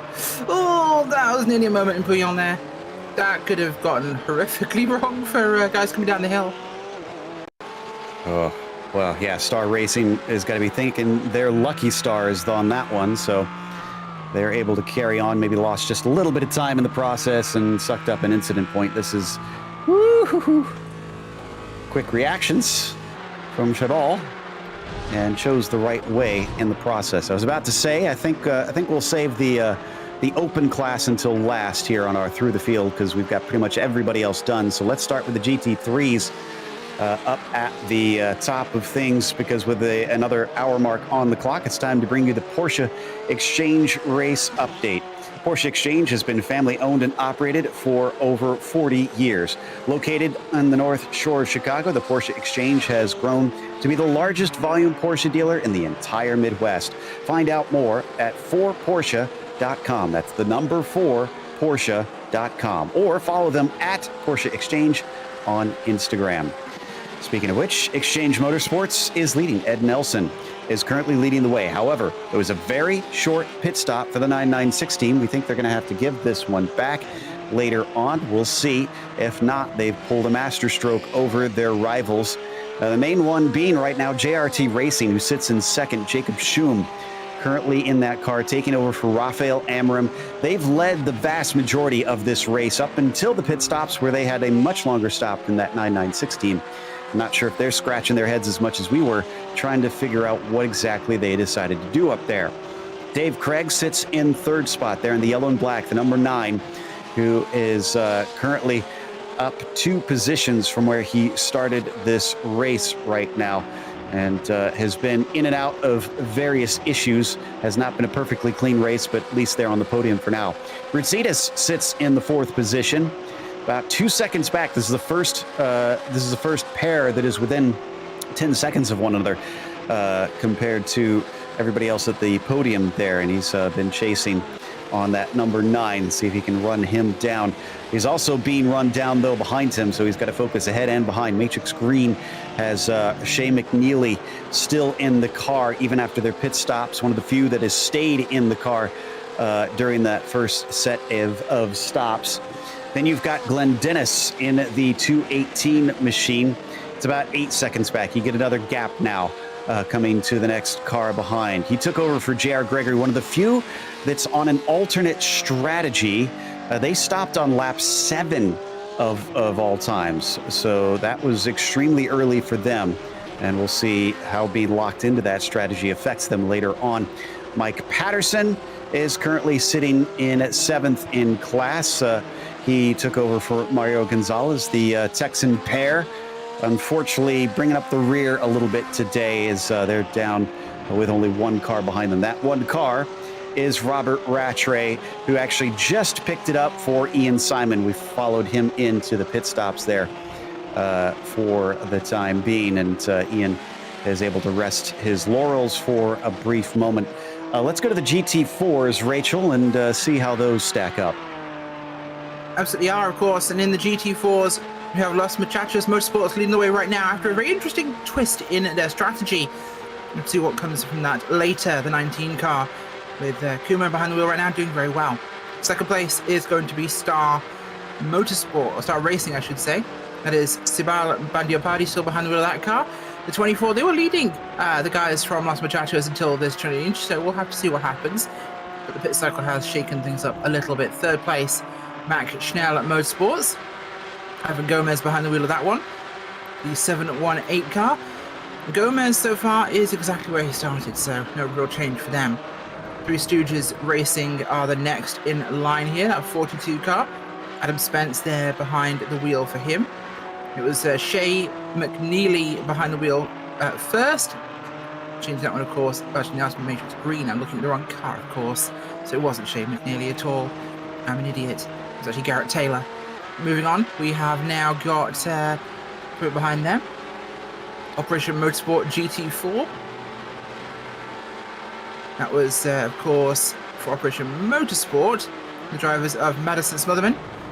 Still behind the wheel of that machine, the 311. Those guys are putting on a great show today. Of course, don't forget to check out the benefit race for Operation Motorsport coming up relatively soon. We'll tell you more about that later. Behind them, Dreadnought Racing is next in line. That is P6, Bob Moore. Bob Moore's been putting in some good work so far. He's just taken over from Jason Brodigan. The car doing well on the racetrack. Team 1, they're down considerably from where they were originally. Steve Komatz at the moment. Leif Peterson was in the car with him. They're having to recoup what they had, of course, there. As Dreadnought are currently side by side with another car just ahead. Behind them is Backmarker Motorsports, who are behind this group, appropriately. It's Mike Sachs and Jeff Lashway behind that wheel. Mike Sachs currently driving, working to get back forwards here. Operation Motorsports' other car is just behind them. That is John May, normally in a Mercedes, so he's doing rather well in a Porsche today with Tyler Beeman in the same car with him there. They did a swap earlier.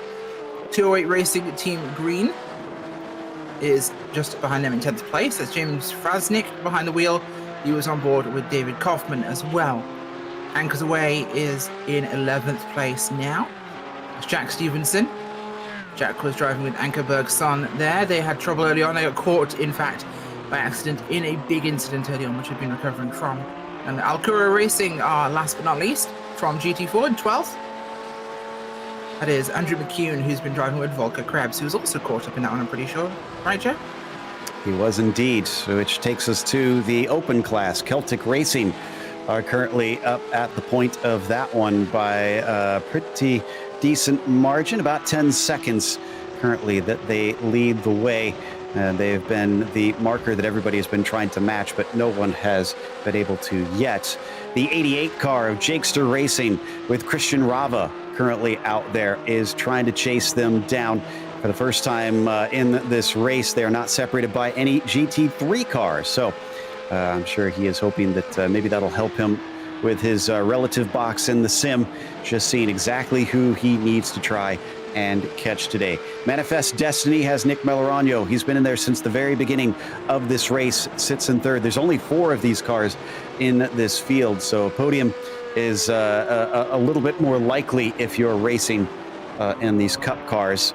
Unfortunately for Gary Reese, he is the man that is without a seat right now in this game of musical chairs, because the 777 Spanners Motorsports team has about 32 seconds to make up and catch up to the podium. Not impossible, of course. It could still switch back around, but you never know. And that is, this concludes tonight's Through the Field, brought to you by Porsche Exchange. So a big thank you to them. And again, check them out at 4Porsche.com.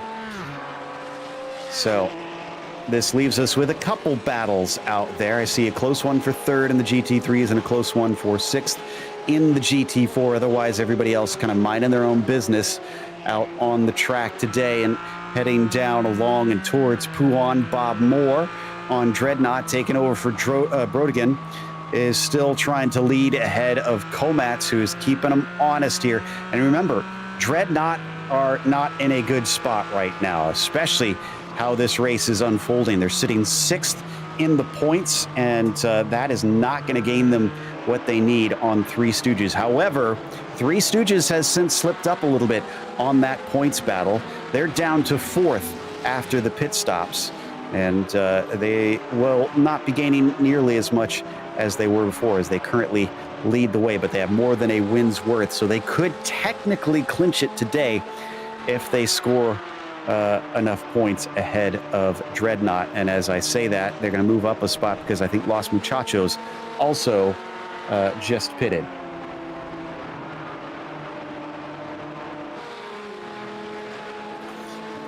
Los Muchachos, they were in, so I'm not sure what they're doing with this one here. Keep an eye on that car. They don't have a penalty as far as I'm aware. And it's not Kuma getting out of the car again. This appears to be fuel, maybe. Do you think they underfueled last time by accident? Might be. This is their second stop. But explain the stop. I mean, so this must be their short stop then, if that's the way they're trying to do it. Maybe. Yeah. Yeah. They could be just top. I don't think there's none running enough laps though. It's been 1, 2, 3, 4, 5, 6 laps, and they were on the jacks, so they were just taking tires there. So This appears to be there's some damage repair. This appears to be a full pit stop, so I'm not sure what they just did.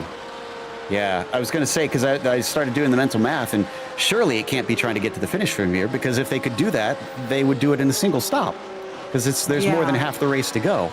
No, you can't go in a single stop. It's not a one-stop race. I think it's one and a splash, and they may have taken a splash in the middle. Other people may have taken it at the start. It's hard to tell. I don't know what the track call is here. It's a weird one. Well, the thing is if they've taken a splash in the middle, they've just guaranteed they have a third pit later on in the race. So yeah, this cannot be scheduled for them. They must have done something wrong. I have seen the times have been considerably lower for Kumo compared to Cypher's. It's been at least 2 seconds slower. So something's off with that car.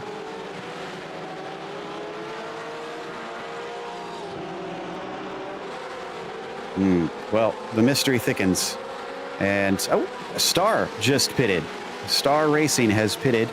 Komatz has already been in and out for his second stop, but Benjapaje probably going to hand that lead back.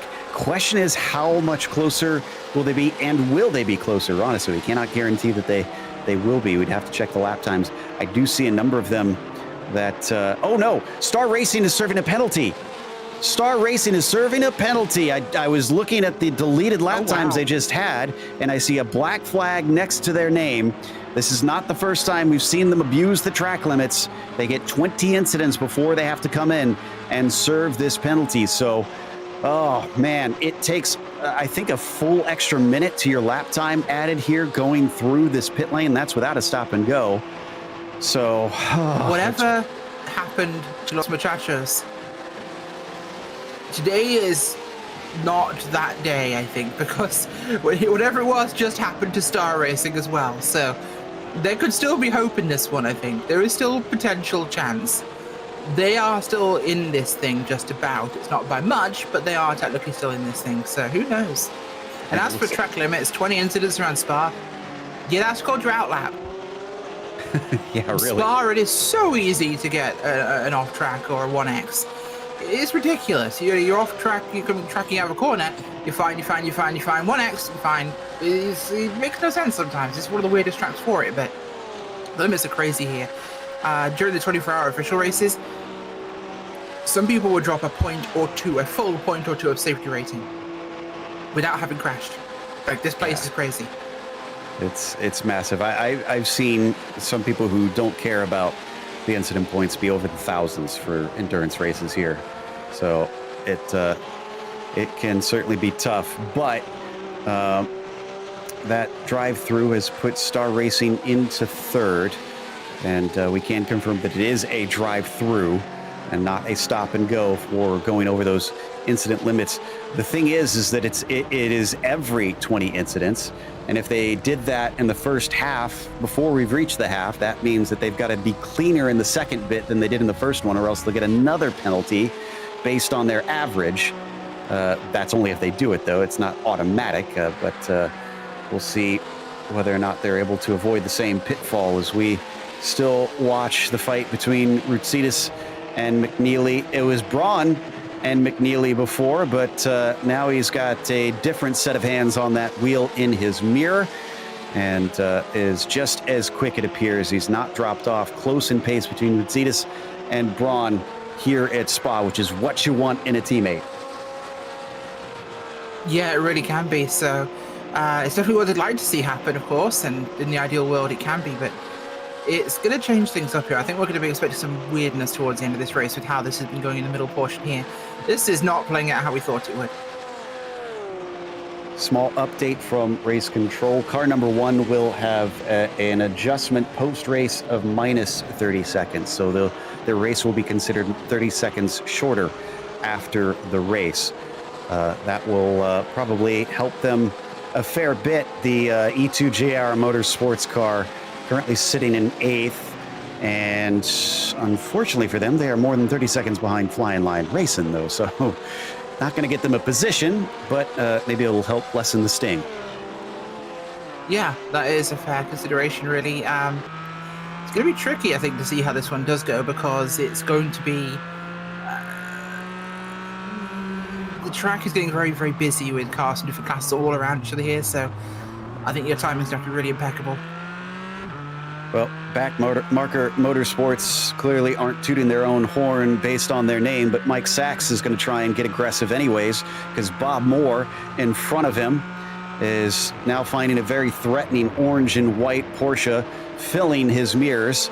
Let's see if he gets enough of a run off of Radion. Behind them, that is Christian Rava in the Cup car. He's going to make it 3 wide, and a defensive move is going to force him around the outside of the first apex. Sachs almost looks like he's slowing up a bit on the straight, and as he gets on the binders, no, he's not going to try and attempt it here into Lacombe.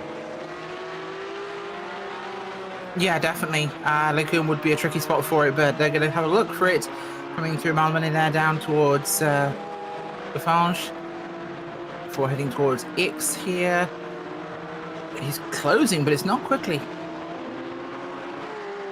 It is definitely not. And he's going to have to get aggressive on this part of the track if he wants to try and make a pass. This is not a common place where overtakes happen. So unless he stays patient and sits tight, we could see some action. We'll see what kind of mood he is in. Once again, he's gaining time coming down through the corners, trying to look around what is the outside of Pouhon, but would be the inside of Nafanyes, and he switches back and decides not to try it. In fact, that looks like it lost him a little bit of the aggression that he just had moments ago. But once again, the good exit is what he's focusing on, and a great run up into Stavolo. Could get an over-under, though. The cut back for Moore gets him the inside into the second part of this double right-hander, and he doesn't have the grip coming off the turn. There goes the orange and white of Mike Sachs as he is up into 6. That was a nice move. Ooh, and we still got some side-by-side action. Wookie Racing still challenging on McNeely, as they have been for almost this entire race, but McNeely rebuffs him coming up through Eau Rouge. In front of them, Banjo Paje just hoping to stay out of the way. Much better straight line speed here for these GT3 cars as they fly past on the Kimmel straight, able to leave Chaval alone and to do his own thing, but no pass either between Routsitis and McNeely. Suddenly, this race is starting to come alive a bit. Yeah, it really is, and I don't think in a way that Banjo Paje was really looking forward to that, as he just got jumped by a mob of GT3s, but now keeping it running right now as it goes, but it's definitely in that kind of phase where you need to keep out of trouble, and there's definitely a lot of potential movement available in that GT4 top 5. This is awkward. Oh, gosh, yep, no, that is. Stevenson tried to pull out of the way, and one thing they tell you, Rachel, in multi-class is just to run your racing line. I don't think Stevenson got that memo. No, possibly not, no. Yeah, they were all over the place there, but it's a bad place to catch traffic, really. And yeah, no, it gets awkward as they still keep on coming. And no, it's this top 5 of the GT4 is super flexible right now, and I think this could go many different ways. I don't think we even know how this is going to end. Right now, still a massive lead for Exchange Motorsports in this class, 32 seconds over McNeely and Routsitis. But the one that we really want to know about is what's going to happen to JRT Racing, who are behind them, and I think catching as well. In fact, yeah, you can see flashes of them in the background in the purple and white machine. Maybe another go from Routsitis here. Certainly seems like he wants to try and take advantage of any opportunity that comes his way, and this is one right here, but no. We'll get back into the racing line. Christian Rava in the meantime, a little bit farther back and coming into the Stavolo series of corners. Challenging actually for the lead. Celtic Racing has been run down. This was a massive gap before, but a quicker stop has closed things up. The 88 now has the inside, and there was no fight from the 62. So the Celtic is not the fighting Irish today. No, perhaps not, and perhaps not Boston for them. I think it was Pennsylvania, you said, for one of the drivers, right? Yeah. A Canadian and someone from Pennsylvania, so more steel than the potatoes. The Fighting Quakers doesn't have the same ring, I don't think. It doesn't, no. The Fighting Quakers definitely doesn't. It sounds like a breakfast cereal more than it sounds like a for kids, cry. You know, yeah, it pops it does, and makes noise in your cereal or something. Yeah, Anyways. Yeah. as we watch this pair come out of La Source once again. Christian Rava now trying to run away in the Jakester car. In fact, looks like he's easily doing it. It's up to half a second in just a couple corners that he has made that overtake. And about a minute and a half, we're going to be perfectly halfway through this event here today. So still got a little bit more to go, but still plenty to do. And they're swapping back again.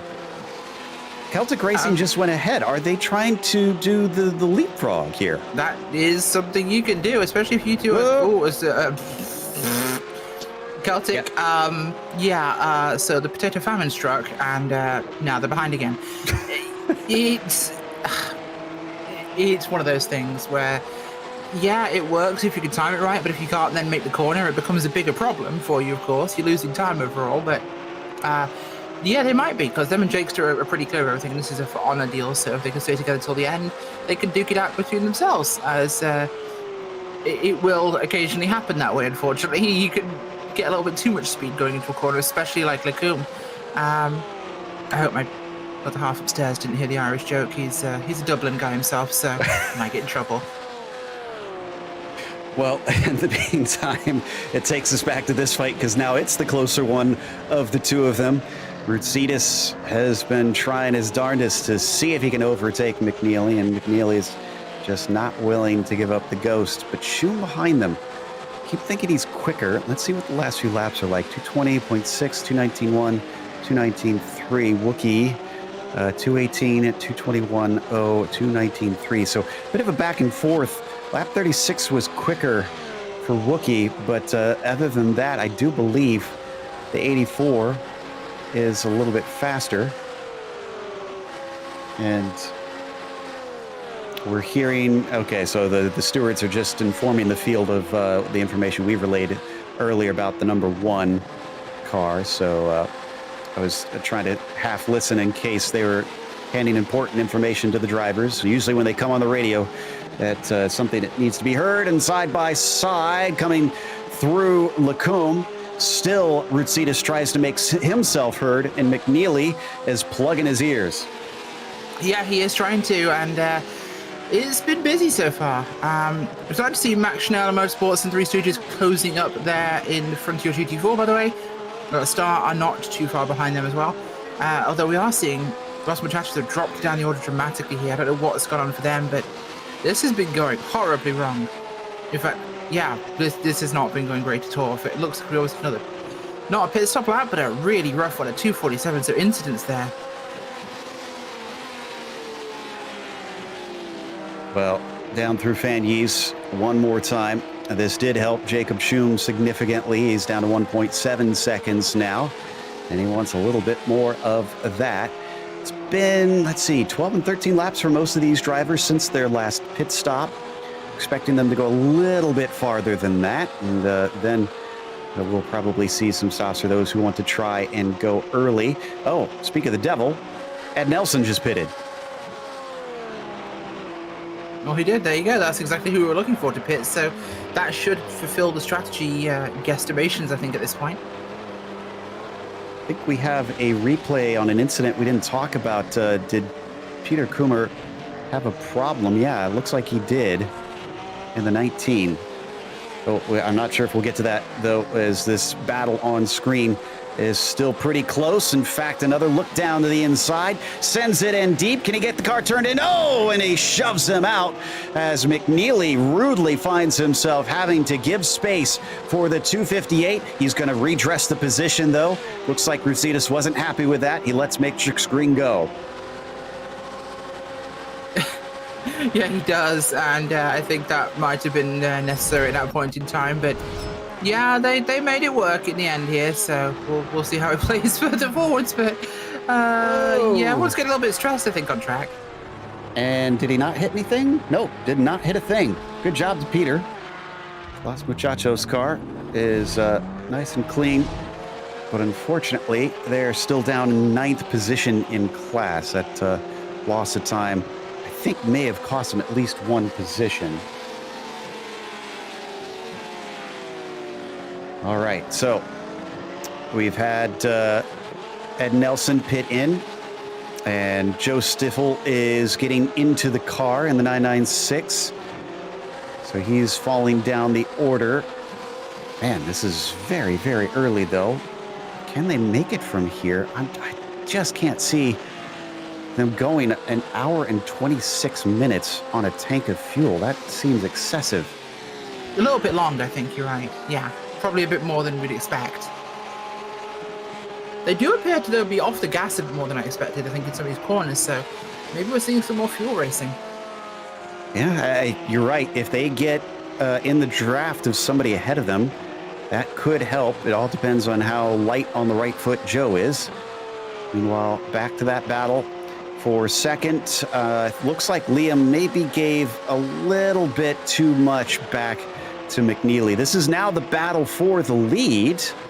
I'm not sure if it's going to be for the effective lead or if this is just the temporary lead, because obviously Joe getting back out there on his long 1 minute 11 second stop is done with his pit stop, maybe, and these guys still owe us one for sure. And then they've got, of course, Jacob Schum, who is trying to chase them down. He's still at about 1.7 seconds. It's been a lot slower going than anticipated for the 84 to try and narrow down this gap. So they all carry on and don't pit this time through, which is about what we anticipated. We're thinking, or at least we expected, a couple more laps before we saw these GT3 cars come in. It's a little bit wider of a window for the GT4s, so they might be the first ones to try and take an early final stop to get to the end. And down the front stretch, Rutzitas within half a second. Not going to be close enough. He did gain time using that draft down the Kemmel Straight. So if he can do that a couple more times, maybe he'll be back in it. Yeah, he could be, and I think he has a chance to do just that. In fact, if we look at it, GRT are just behind this group as well, so even they are not out of this thing entirely yet. There's still a ton of time for this to go in many different directions, I think, so I look forward to seeing what it actually does. As it stands, though, it's going to be the numbers game right now. We're still in this middle stint we talked about. We're coming towards the end of that middle stint, but we are very much in that pace stage. But these guys didn't get the message. They're still racing hard the entire time. Yeah, and that's what we want to see. We don't want to see things just kind of piddle out around the entire race and then suddenly happen in the last 5 minutes. We want a lot of action out here, and we've been getting it today.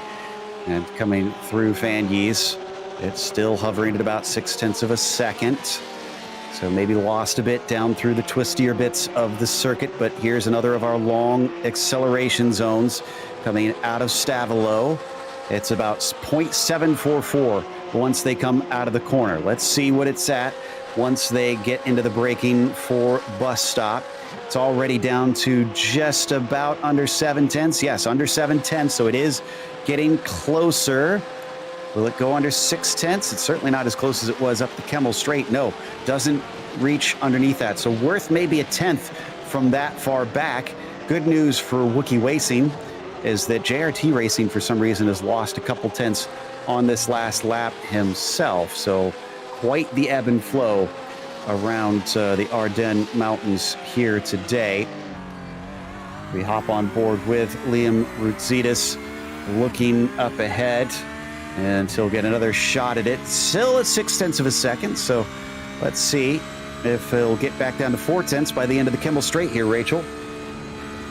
He could. There's definitely opportunity for it, but I don't know if he will or not. Keep our eyes on him here. He's got a good gap, but it might not be enough as they're approaching the turning point. I don't think he's going to be quite close. No, he will not have a chance. No, far too far back, but pulls a bit of tack range safely. He got within a little over 0.5, so maybe a little less than a tenth's worth up the Kemmel Straight at that far back. This gives us valuable information to know later on in the race if this battle carries on. Up ahead of them, that is McCune in Alcoru Racing, having overtaken for Krebs, and he's going to stay out of the way.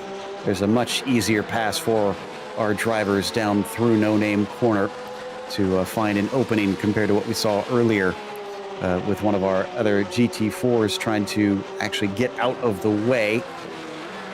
So with how long the Cup cars, the open class cars went, They, I think, should be in the window themselves. And in fact, I do see the 777 has had 2 stops, but that was 7 laps ago. So he probably still owes us another there, lead Binkley. So I don't think anybody is good to go to the finish by our estimations at this point. We're just keeping our eyes peeled and trying to keep tabs on the pit strategy in this race. But your 3 leaders so far, Shea McNeely, currently on the points in the matrix green, number 6, has this small gap that you see right here. He's been trying to shake Rutsidas for quite some time, and Rutsidas is going to make a nice move there to slide by Coomer before they get to the apex of the bus stop. And then Jakester Racing leads in the open class with Christian Rava behind the wheel over there in the 88 machine. A little bit of a wider margin for those guys right now. Hasn't always been this close, but it's about 6 seconds. He's been running away from Celtic Racing quite handily up to now. And then a similar gap down in the third class, the GT4s. Mack Schnell Motorsports. That's not one we've really earmarked for much of this race, Rachel. They're leading by about 6 seconds, it looks like, over Three Stooges Racing. When did Mack Schnell actually take the lead? I'm curious. They did, and it's been an inheritance through the pit cycles, really, for Mack Schnell. They've been keeping their head down and putting in good lap times here. Joachim Baker has been hitting the 29s and the 30s, and we've seen only really a second degradation or so from the end of his stint into Ivan Gomez's stint, which has been kind of solid 31s, occasional 32s here. So he's been maybe a little slower than Joachim, but it's been close. They've just been consistently putting in times that have been decent here, and it's been working out great for them. If we look at Three Stooges times, they've had similar struggles, if not worse. Their second drive, Adam Spence, has been a little bit slower than what we've seen from the Mack Schnell guys, so it's just been working out by numbers. Yeah, Three Stooges still sitting in quite the good position over Dreadnought, who is still in the 7th spot, well down the order. In fact, they're about half a lap behind, and around a track like this, that's a huge, huge buffer. The GT4s are doing 2.5 minutes just to circulate once around here. So at some tracks, he'd already be a lap down from his points rival. Sounds like we had a crash for the 208 Racing Green Team, and they're back out on the track right now, so I'm guessing they just took their spare car. Checking to see if I can find what happened here as we ride on board. We might have to go to the replay later because this is looking closer than it was before, and big defense there from Matrix Green as McNeely doesn't feel safe anymore. He thinks that Rutsidas is going to be given a try at it, and frankly, it did look like that 258 was attempting to stick his nose in. He's not going to have a chance coming into La Source, but what will the run over Eau Rouge hold for him? I'm not sure. It's looking like it could be an open and debatable kind of situation with these guys, but it's going to be a tight one, I think, because Matrix Green have got a good straight line speed here, so if they can keep this one flowing well, it's going to be good. The gap is big enough that it could be a factor, but we could see that pass coming here because the draft is so powerful. With the car ahead, though, it may not happen. I think that might nullify the overall advantage we might see there for the guys in Wookiee Racing. In fact, yeah, I didn't really help them at all because of the lap car ahead. Well, lap traffic giveth and lap traffic taketh. In the meantime, I think since this is separated enough, maybe, I wonder if we could take a look at the replay of the 208, because I could not find what incident caused him to go into pit lane, but apparently we have one spooled up. So here we go. This is coming into the bus stop. Did he just spin the tires? No, this is just him coming into pit lane. No drama. Huh. Case of the strange pit stop. Yeah, just here. a random, again, weird pit stops. Which, the funny thing we've had here is everyone's been doing weird pit stops that make no sense, and this might be it. Oh, Schum has crashed.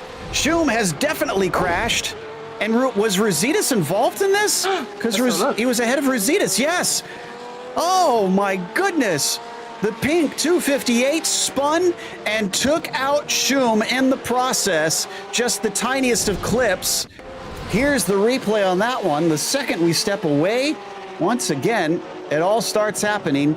Did it on his own. The 258 lost control, wound up in the middle of the track, and then I think he tried to pull out of the middle of the track just as Schum was coming through, and he had the tiniest of contact. Here it is.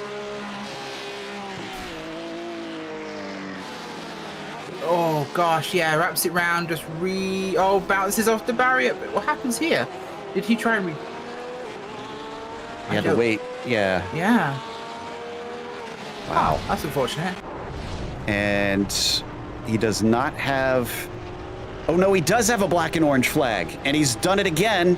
He's spun the car. He must have just clipped the suspension on his run through. God, that is just gutting for what was one of the fastest cars in this race for the most of it. And now it's starting to run away from them. Granted, I think he maybe would be able to get close to the end from here. He's going to have to come in and pit anyways. And let's see. Yep, there he goes. So into pit lane. Well, McNeely is the one that's in the catbird seat. Oh, and he missed it.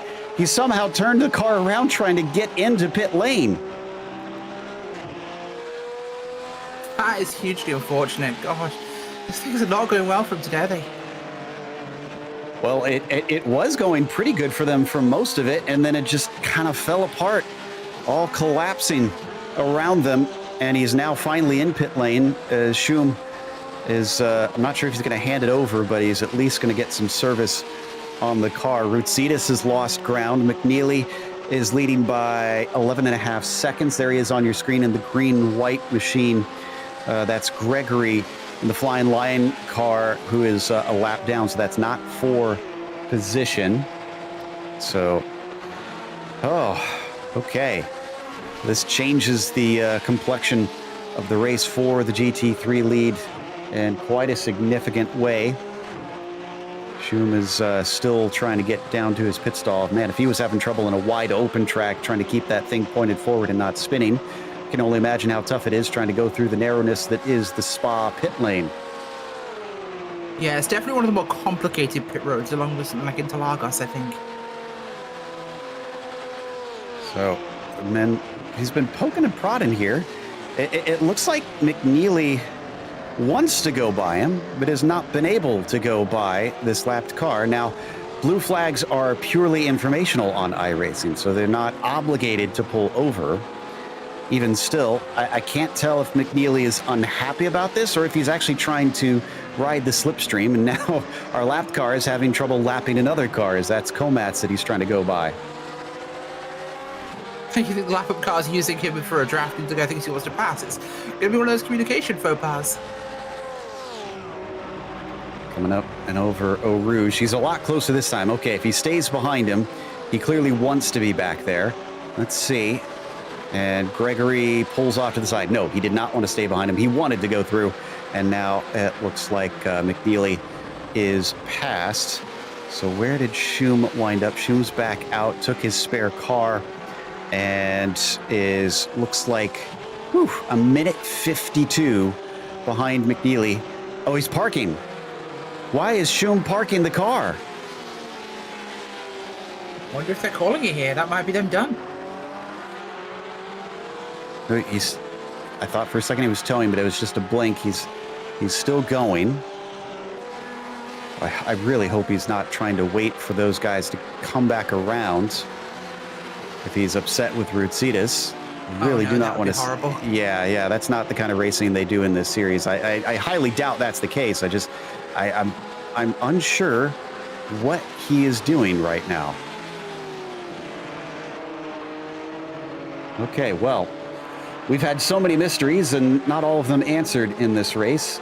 I'm blinking, speaking of which, they're joining McNeely as well. Let's hope that stays clear and he doesn't lose connection late in this race. You're almost 2/3 the way through. I'd hate to see it all go away in that sense. And I think, we've had both Lee Binkley and Nick Millerano take their second stops in the Cup cars, and Christian Rava is going to be the third to do so. David Palmer in the Celtic Racing car is the last one that needs to pit up in that class. And yeah, there off to the left-hand side of your screen, you could just see him coming through the pits. That needs to be done for those guys, but oh, this has just turned upside down in the last 10 minutes. I feel like we had one race that was quiet, and then suddenly, boom, confetti. Everything's gone horribly wrong for a number of these cars. But this has definitely changed our dynamics with Matrix Green now looking at an actual net possible win here. And I think, yeah, Gabriel Albano is getting in for Christian Rava for the 88. I had a moment of panic where the car grayed out on my timing screen, and I thought maybe he had retired, but no. Just swapping drivers. That's natural. That happens. Oh, interesting. So for the 84 car, we're hearing that Schum's steering wheel disconnected itself. Well, he did a fantastic job of getting it safely off to the side and getting the car rolling again. I've seen so many wrecks happen because of hardware failure like that in sim racing. I tell you what, I had one once where one of the clamps broke when I was at Lime Rock Park. That was spicy. I had to hold it on with one hand and drive with the other. It gets messy. The difference, I think, between real world racing and sim racing is a lot more can snap and break and fall off in your wheel. So suddenly, you know, even software issues, things like disconnects. He's pulling over again. No steering or eyes, even. He's pulling over again. So either he didn't fix it well enough and it was in the same spot. Okay, now he's rolling again. This is really strange stuff. So I have a question for you, Rachel, because your description of your solution raises questions. How did you shift? Carefully. On straights. When I could use my steering hand to hold the wheel on, because one clamp was working-ish. So I kind of pushed the wheel forwards with that one hand when I was straight to keep it on the surface while shifting with my stick in the other hand, and then quickly get it back on the wheel and holding the wheel on with the other hand and then steering the other one. I had to make it 8 laps that way. That was unpleasant. At least it was Lime Rock where the laps are, you know, a minute long. That's worse. You're turning so often. Well, imagine it was 8 laps at the Nürburgring, though, so. Yeah, I'm parking. Meanwhile, Banjapaje is into second in that Star Racing machine. Gomez only 2 seconds up the road as he's taken over for Joachim Baker a little bit earlier on. Now, however, Banjapaje, known for being the faster one in that pair for the 24 team, having to hand over to Randy Teague before this is done. In fact, I think they have to do fair share on this, so I think he's going to have to hop out soon and hand over because we're 2/3 of the way through. Now, they can go pretty far, but I wouldn't want to push that, and they need their second and final pit stop anyways. But it does look like Banjapaje's fast, trying to make up as much time as possible while still behind the wheel. Yeah, he's been in this thing the whole time. He's definitely the quicker of the drivers, but they have to hit that numerical 2/3. Otherwise, you automatically disqualified. There's no point how fast you are. Yeah, and Jacob Schum is now in pit lane, so that messy wheel is clearly a bad enough issue that he's just either handing it over or he's going to try and get off the racetrack safely and get out of everybody's way. I would assume he's probably going to hand it over to a different driver. Yep, there they go. If they have one that can meet the 2/3, who are they putting in? Travis Brody. There we go. Actually, so we have got third stand in mind, yeah. So Brody was actually the one that was giving us information behind the scenes. I'm guessing acting as his spotter, and he's had to put on the race suit and try and get out there. As meanwhile on screen we saw a pass for the GT4 lead. Max Schnell had to give it up to Star Racing. It's been a long climb to reach back to the front after their spin through Malmedy, but you have to give credit to Banjapaje. He did not give up on this one, and now they have the lead. I think potentially on both merit and strategy here. It is, but they still have to get that 2/3 fair share rule in terms of driving time here. Now might be a great time to do it. You've got the lead officially and firmly. Now it might be a good time to just do that because you need to make sure you book this in. I'm being reminded, not only did they have the spin, they had the drive-through penalty. That is... They did. Wow. That's amazing that they are in the lead right now. So, oh, incredible stuff from the 24 team, but it's not worked out for them always. They're currently third in the points, so as evidenced by the numbers, they certainly need to finish the job here today in the final hour of this race.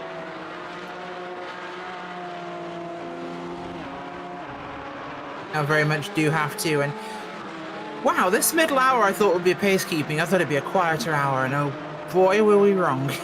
These guys have all decided they wanted to wake us up, I think, in this middle stint of the race, and temperatures are heating up in my office, and they're heating up here on track too, because I can't wait to see what these guys do towards the end of this one, Joe. If it's anything like the middle, it's going to be ridiculous. Well, don't forget your drinks button. So as we get close to another hour, a reminder that on Sunday, August 14th, we'll wrap up the 2022 Team Racing Series at Le Mans. As always, it'll be sponsored by the Porsche Exchange. So can't wait for this one to come around, because that is a beautiful place for an endurance race. The series finale will race once again, will be a benefit for Operation Motorsports. So if you want to help a good cause, come and try and chip in. And it'll also be hosted by the Carolinas Region PCA and PCA Sim Racing themselves. Don't miss your chance to cheer on your region's team while also supporting Operation Motorsports. For details on how to sign up and pledge, go to pcasimracing.com/opmo22.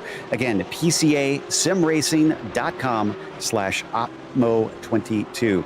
Also, watch the live broadcast starting at 1 p.m. Eastern or 10 a.m. Pacific. And be sure to visit operationmotorsport.org to learn more about their cause. We got a little bit of a month break before then, so we got a little time. And I'm sure the driver is going to be preparing heavily for that one, as who doesn't want to try and win at that historic circuit. Meanwhile, as we take a look at some of our GT4 drivers here, Ivan Gomez is not giving up on Banjapaje. He's fallen back to about 9/10 of a second, so not completely out of it, but the farther back he goes, the less effective that slipstream is, and the harder it is to hang on to the 24. Wonder if, let's see, Gomez, I think Gomez might stay in the car himself. He doesn't have to get out. It'll all depend on how they want to play the pit stops and if they think that maybe Baker is the faster of the two of them.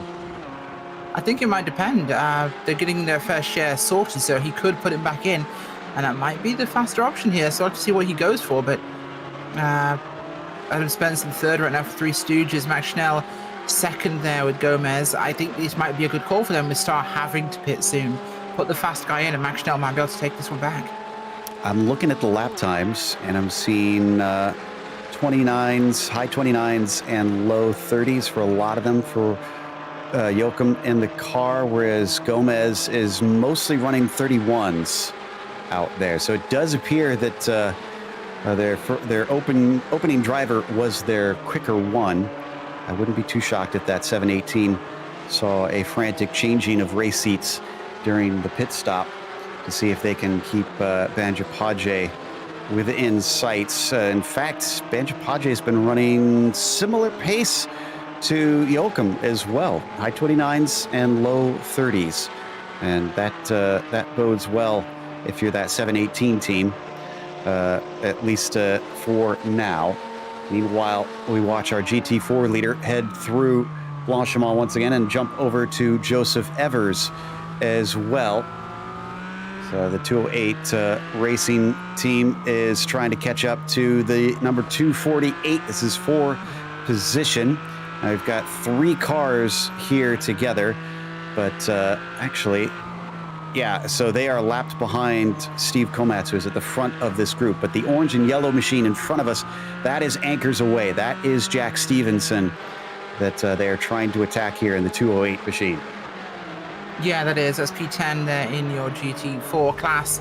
And a bit of a sandwich out of class, but an interesting one, of course, to end up with. You've got 208 behind them just in that grouping, but they're on the same lap, actually. So it is actually a position for that. We'll have to see what they can do. 208 were faster, so we'll have to see what they can gain back in this race. He's supposed to be one of the few we've got towards the rear of this thing, although we are starting to close in going forwards. It's Machinella and Star are in visual range to each other, but not by much. We also saw a lot of drivers stop at the 1 hour mark last time, so let's see who decides to do that this time out, because the GT3 is probably going to be some of the first to come in, I would anticipate, but only driver on 2 stops right now is Joe Stiffel's Exchange Motorsports car, and he stopped a long time ago.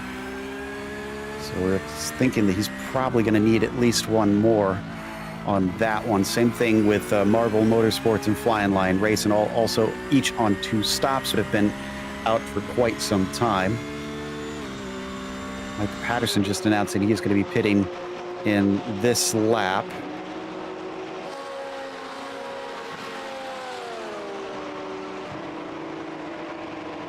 That was just a lapping car right there on your screen, so that was not for position.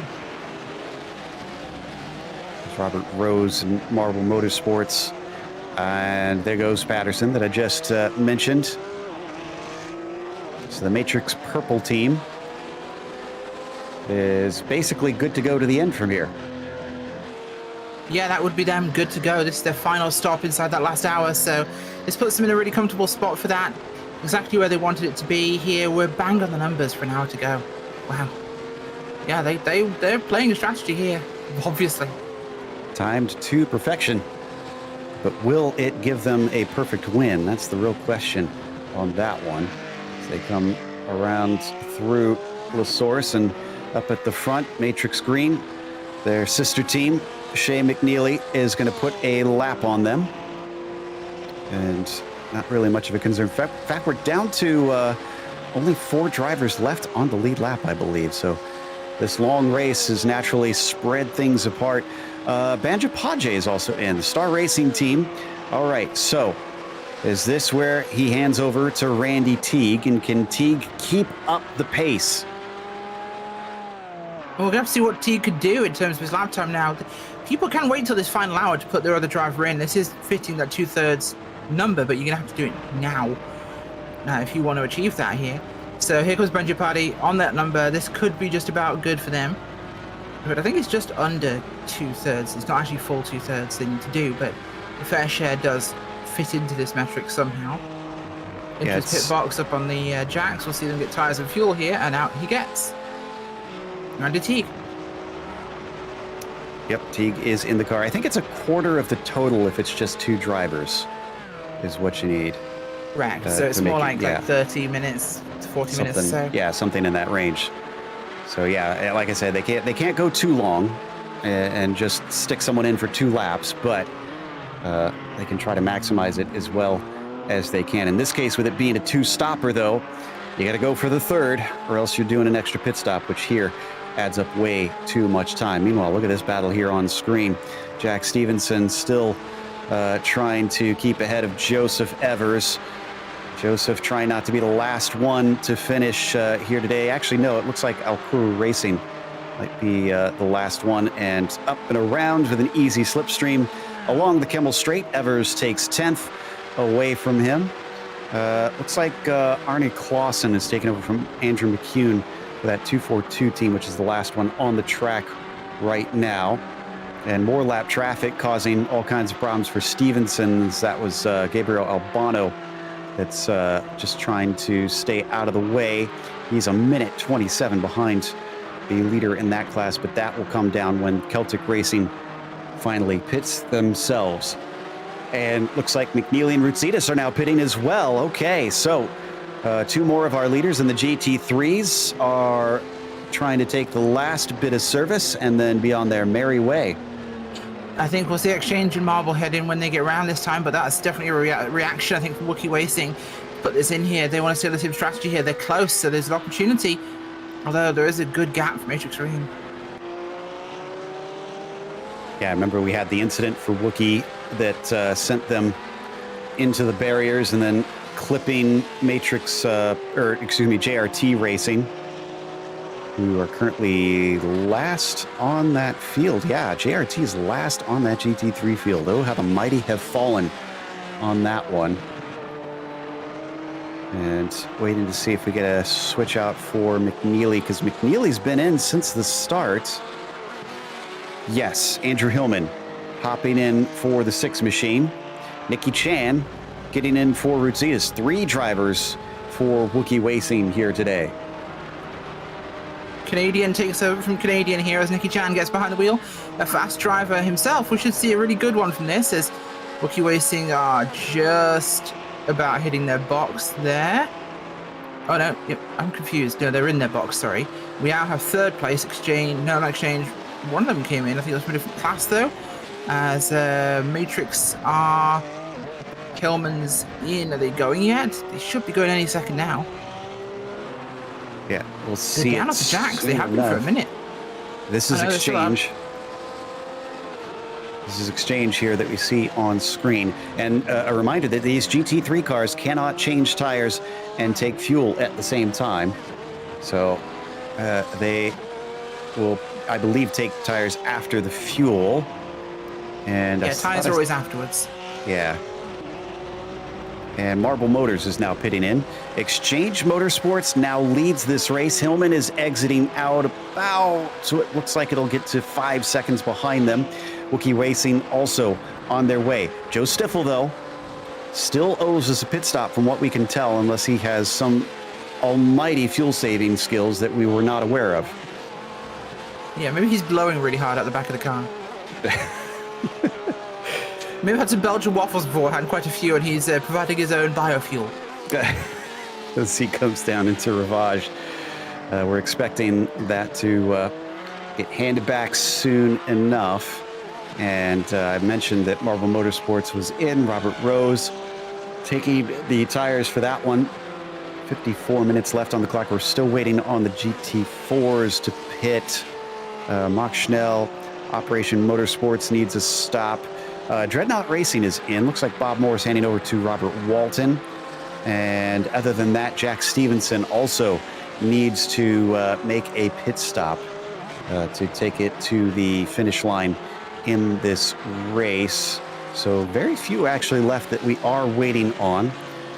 E2 JR Motorsports in the number 1.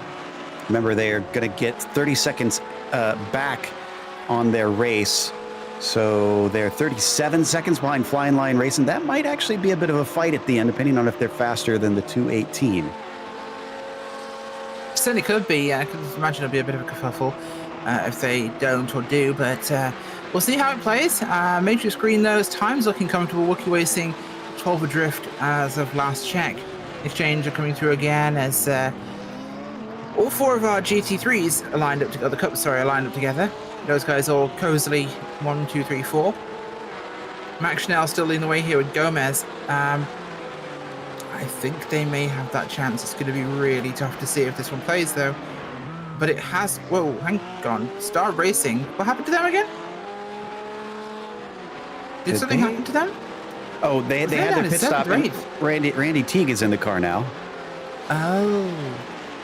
Didn't Max Schnell pit? I thought they pitted. No, they have only had 1 stop. I'm seeing one stop on my thing. I'm going mad. So, actually, I think this first lap... Yeah, okay, so Randy Teague, a 2:35 on his first flying lap. That's way off the pace, unfortunately. So, compared to both Ivan and Joachim for Mock Schnell. So, I'm not sure that Star Racing is going to be able to be the star of the show with the checkered flag on this one. In fact, I'm kind of curious if Smotherman will be able to catch up to them. It's a pretty big gap. Operation Motorsport GT4 have to make up about 45 seconds, but man, 4 seconds a lap slower is going to really eat away at that lead pretty quickly. Oh, no doubt. And this is the correct Smotherman, isn't it? I'm pretty sure this is the exact Smotherman I think it is. No, it's Mason, it's the brother. Not Matt. Mason's very fast as well, to be fair. They have a chance, yeah. It is the slower of the 2 extremely fast brothers, but those of you who don't know from the usual PCA series, both Smothermen are attempting to smother the competition. And apparently, as I did actually find out from them during that season, their parents just deliberately named them all M's. Just to add confusion. I'm just glad that we have Smothers Brothers in this series. That makes me extremely happy. It sounds like a brand of rag that you can use to smother hostages with. Well, no, it was a comedy duo. Like, okay, I guess we'll have to have a history. That was a thing. Okay, yeah, history lesson required. I thought you were selling your own brand of chloroform rags. No. I'm making a reference. The latest Smothers Brothers chloroform rags, 2 for $5 or something. I don't know. I'm making a joke that only septuagenarians will probably get, frankly. So we're now coming towards the last bit of the race. We do have a penalty, unfortunately, given out. Remember the contact between Wookiee Racing and JRT Racing that put the 84 car well out of the running?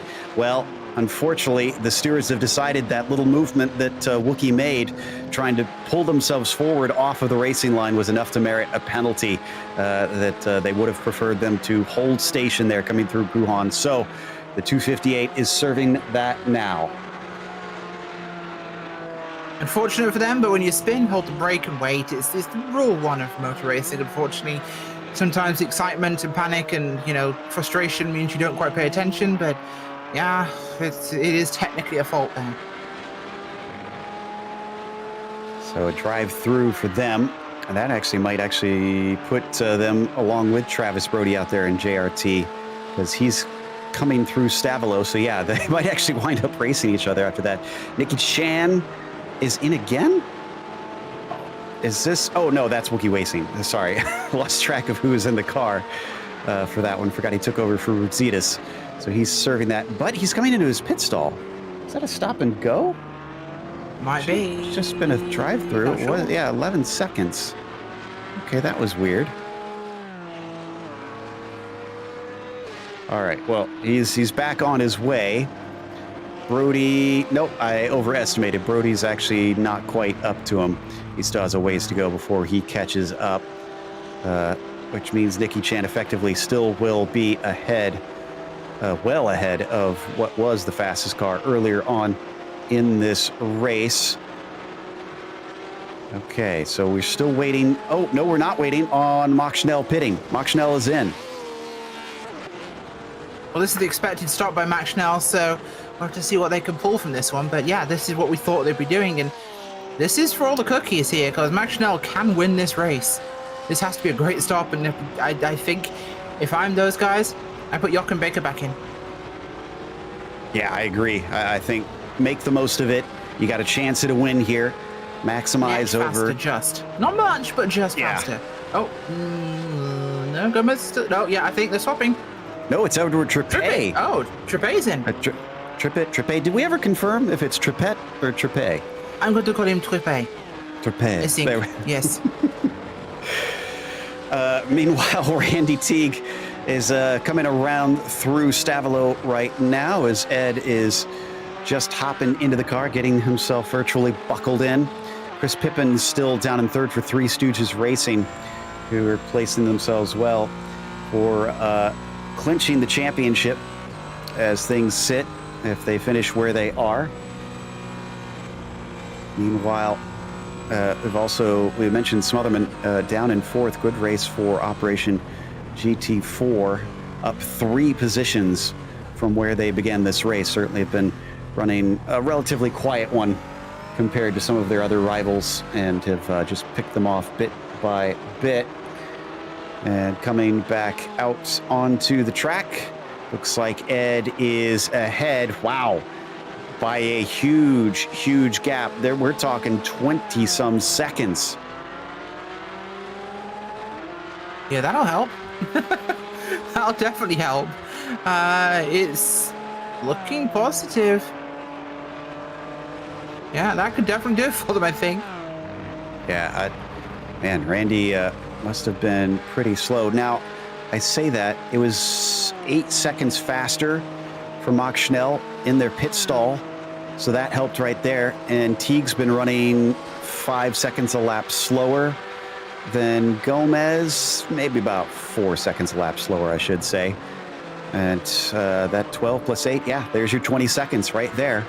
And that explains why Star Racing is now so far behind. Unfortunately for them, Three Stooges Racing is now hot on their heels, and the lap times are looking about a 1.5 seconds faster. Yeah, that's one they're going to have to really pay attention to here. That could be a major threat for them. So Three Stooges might be, in fact, about to pull a fast one here if they can. Coming down the hill once again. This is why you don't give up until it's over.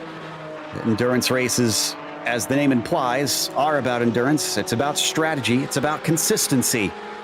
And you can't give up until you get to that checkered flag, because you don't know quite what is in store. And Pippin might be able to bring that 42 machine up to second place.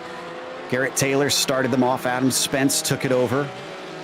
And he's going to allow some of the lap traffic on by. Nicky Chan trying to just run his own thing out there and goes on by. But Pippin lost time trying to give wide around Stavolo and is back up to 2.3 seconds behind Randy Teague. Yeah, it's the gap I think they needed to make at this point in the race, but we're seeing these numbers really play to a fruition here with what we were expecting to see at the end of this, and I think most have done the two drivers now. We're in a positive position for that, and Nicky Chan is going to have to just run what he can run here. There's no point worrying about spilt milk. He has his race to run. There are points on his board still, and there's still plenty to play for in this. They're in a good range to make something happen, and I think to best summarize what you mentioned earlier, to finish first, you must first finish is the ultimate expression of endurance racing, because who knows what's going to happen throughout an endurance race, but you've got to be there on the last lap to win it. That's all that matters. J.R. Gregory won't be there on the last lap to win it. That's going to be Glenn Dennis, who takes back over for him on their latest pit stop. And that's going to be their third stop, unfortunately, having to do an extra one after they had issues early in the race. So I think we are watching. Let's see, who have we got on screen here? This is Stiffel. This is our leader, who also needs to still pit in. He's on lap 17. That's probably about the time that he's going to need to come in pretty soon, but he's going to carry on. Got an 18-second lead over Andrew Hillman. And normally a splash and dash should allow him to be pretty close in the hunt, but it's such a long pit lane, he's going to lose a lot of time. The good news is, behind Andrew Hillman in the Matrix Green car, Wookiee Racing's Nicky Chan is, because of their penalty they just served, 51 seconds behind Hillman and about 1:10 behind Stiffel. So I think Joe might still manage to hold on to that second place after his final pit stop is over, since it should be a short one.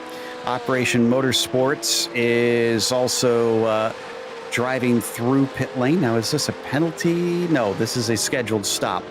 So Poppenhaus in there. They've had Beamon and John May in there previously. We'll see if we get a fourth one, maybe. They've already taken a lot of stops. This will be their third stop right now.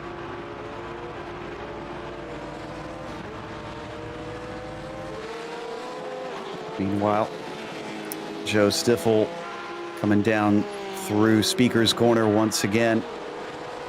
And we're waiting on him to stop. All of our Cup cars have pitted in the open class, so they're done with that. And I think, yeah, now that Jack Stevenson has just pitted in, all of our GT4s look like they may have finished out. But let's hold off for a bit before we do our race report to see what happens for Exchange Motorsports, because 18 laps in, they should have a well overdue visit to the pit crew coming out of Stavolo and down towards Blanchimont. How much time will they give away, though? That's the big question here, is what is this alternate strategy going to do for them, and what's it going to lose them?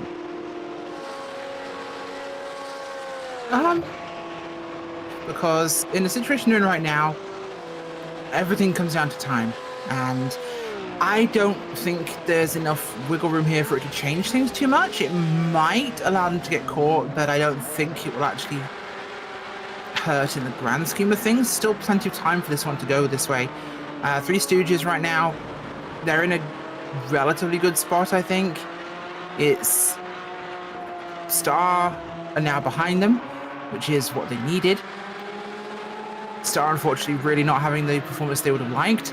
I think what this does say is it's really allowing Matt Schnell the advantage we wanted to see from them, I think, with just how this story's unfolded. Because they seem to be the quiet ones that appeared out of nowhere and took a position in this race that might have been Los Muchachos, and it might have been Star Racings who came back from such adversity. And now we're seeing these quiet guys just ninja their way to the front and run a good race. And this really does assuage to how the benefit of being the quiet team, you know? Being that team that just runs its laps. You don't get penalties, you don't make mistakes, just run to your lap times, run your race, and you end up in the right place.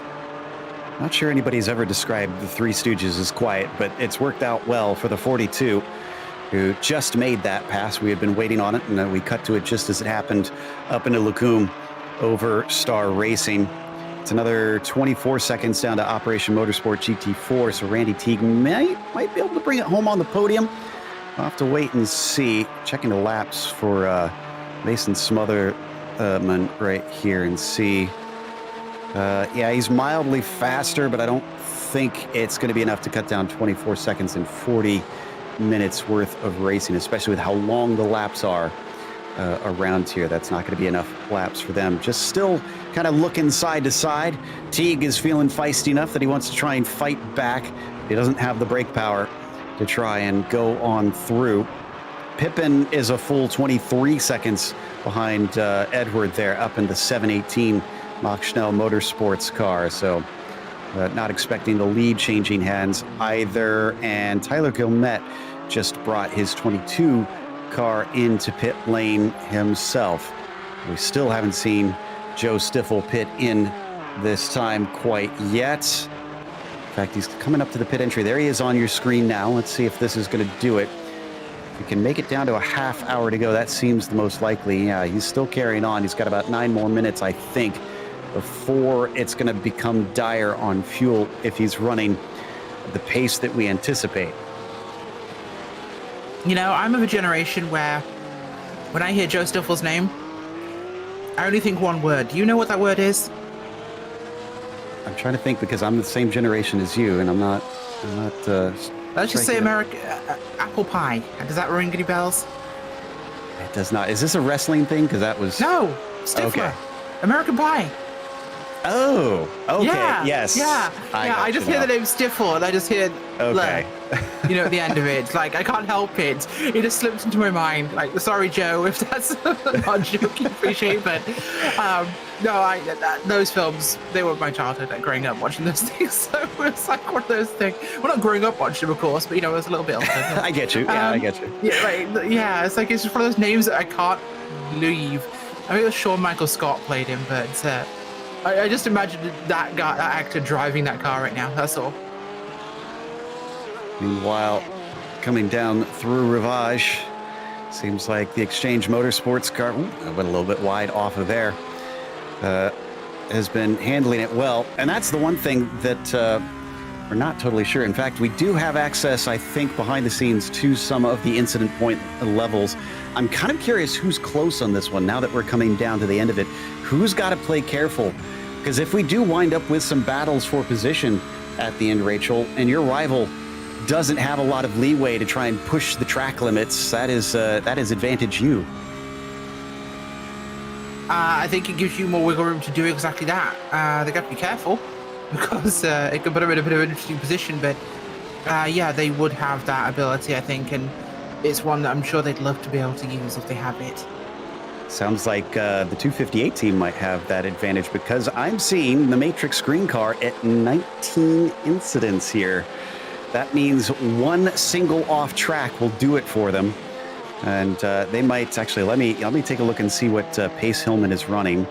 222s, what is that? Yeah, oh my goodness. Yeah, he's like 3 seconds off the pace compared to McNeely. And I can't imagine that is his full pace. I got to think that he's probably backed that off significantly, thinking we got 40 seconds behind. Let's just bring home this second place. Yeah, I think that puts them in a good spot for that, to be honest. So we'll have to see if they can, but you're going to have to watch that, especially at this stage of the race. This is where you've accumulated all those, and it can bite you and it can ruin a race. So yeah, absolutely. Yeah, they're going to have to drive very carefully, and it's something, honestly, that the teams need to keep track of if they're doing it. Oh, and Hillman is in. They just got it. Oh, commentator's curse happening in one of the weirdest ways I've seen. Sorry, guys. Yeah, they just must have had that happen, because we just heard less than a minute ago that it was at 19. So it was not to be for them. And now, yeah, Nicky Chan's easily going to go by. It's already down to 20 seconds. So Wookiee Racing should get back up to second place right there. And they are well ahead of Mike Patterson's Matrix Purple car. So the Matrix Green and Matrix Purple will not change positions, but will finish next to one another. Meanwhile, this is a battle actually for position that Matrix Purple is in on track. Glenn Dennis behind him and Greg Fullwood. And it looks like it's going to be an easy pass, because Fullwood and Dennis are looking much faster than that 29. Yeah, he is at the moment, and I think that could be an advantage for him, but we're coming into the hard numbers here. Oh, off! Oh, tipping gosh. him off the track. Mike Patterson tried to go right, and unfortunately Dennis was there, and that is actually horrible for Dennis in more way than one. Flying Lion up to that moment had 0x in this race, which is astonishing. Not anymore. The Lion wasn't flying there.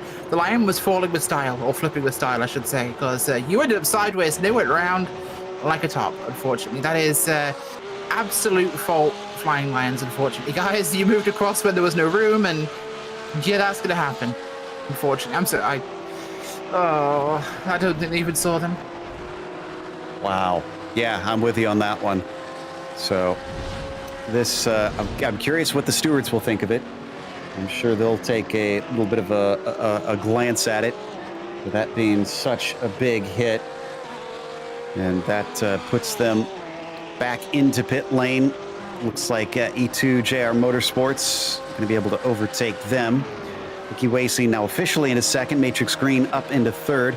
And that took away the battle that we had just went over to go investigate. But it does free us up for another reminder, because on Sunday, August 14th, we'll wrap up the 2022 Team Racing Series at Le Mans. As always, it'll be sponsored by the Porsche Exchange. Can't thank them enough for all that they've done here, that division of Semirski Enterprises, and all the support they've shown for this series. The series finale race will once again be a benefit for Operation Motorsports.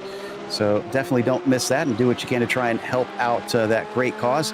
And it'll be hosted by Carolinas Region PCA and PCA Sim Racing. Don't miss your chance to cheer on your region's team while also supporting Operation Motorsports. So definitely tune in for that. For details on how to sign up and pledge, simply go to PCASimRacing.com/Opmo22. Again, that's PCASimRacing.com/Opmo22. And if you do want to tune in, you can watch live starting at 1 p.m. Eastern and 10 a.m. Pacific. Be sure to visit OperationMotorsport.org to learn more about their cause. Well then, we come down to the final half hour now, 32 minutes left to go on the clock. We had a brief moment of drivers coming together and then flying apart in dramatic fashion. That doesn't mean we don't have more action to come here in this race, especially since certain drivers have taken over for their teammates and certain ones have much more pace than the others. I mentioned about Randy Teague trying to stay ahead of Operation Motorsport GT4. Still at about 18 seconds there, so I don't think the 311 is going to gain enough, as I mentioned earlier, and anticipated that they'll stay in that position.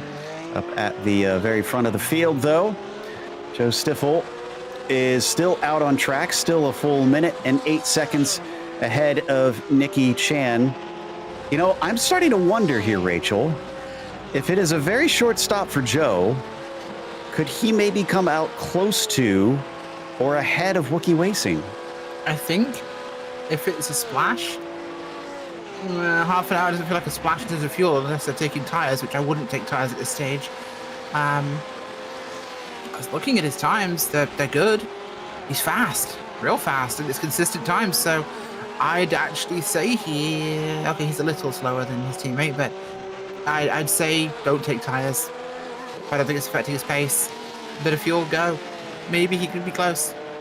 Oh yeah, you got to think at this stage, 30 minutes to use fresh tires, that'd be kind of worthless. So the Exchange Motorsports team just going to run and gun.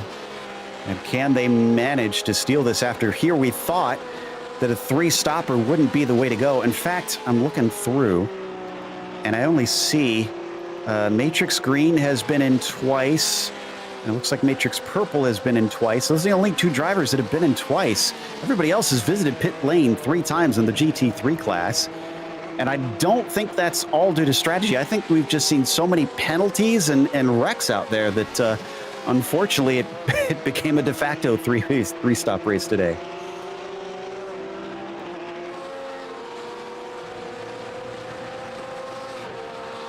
Coming out of Stavolo, Joe surely has got, we've been saying this for a while, but I got to think now, pretty certain it's been close to an hour now since his last pit stop.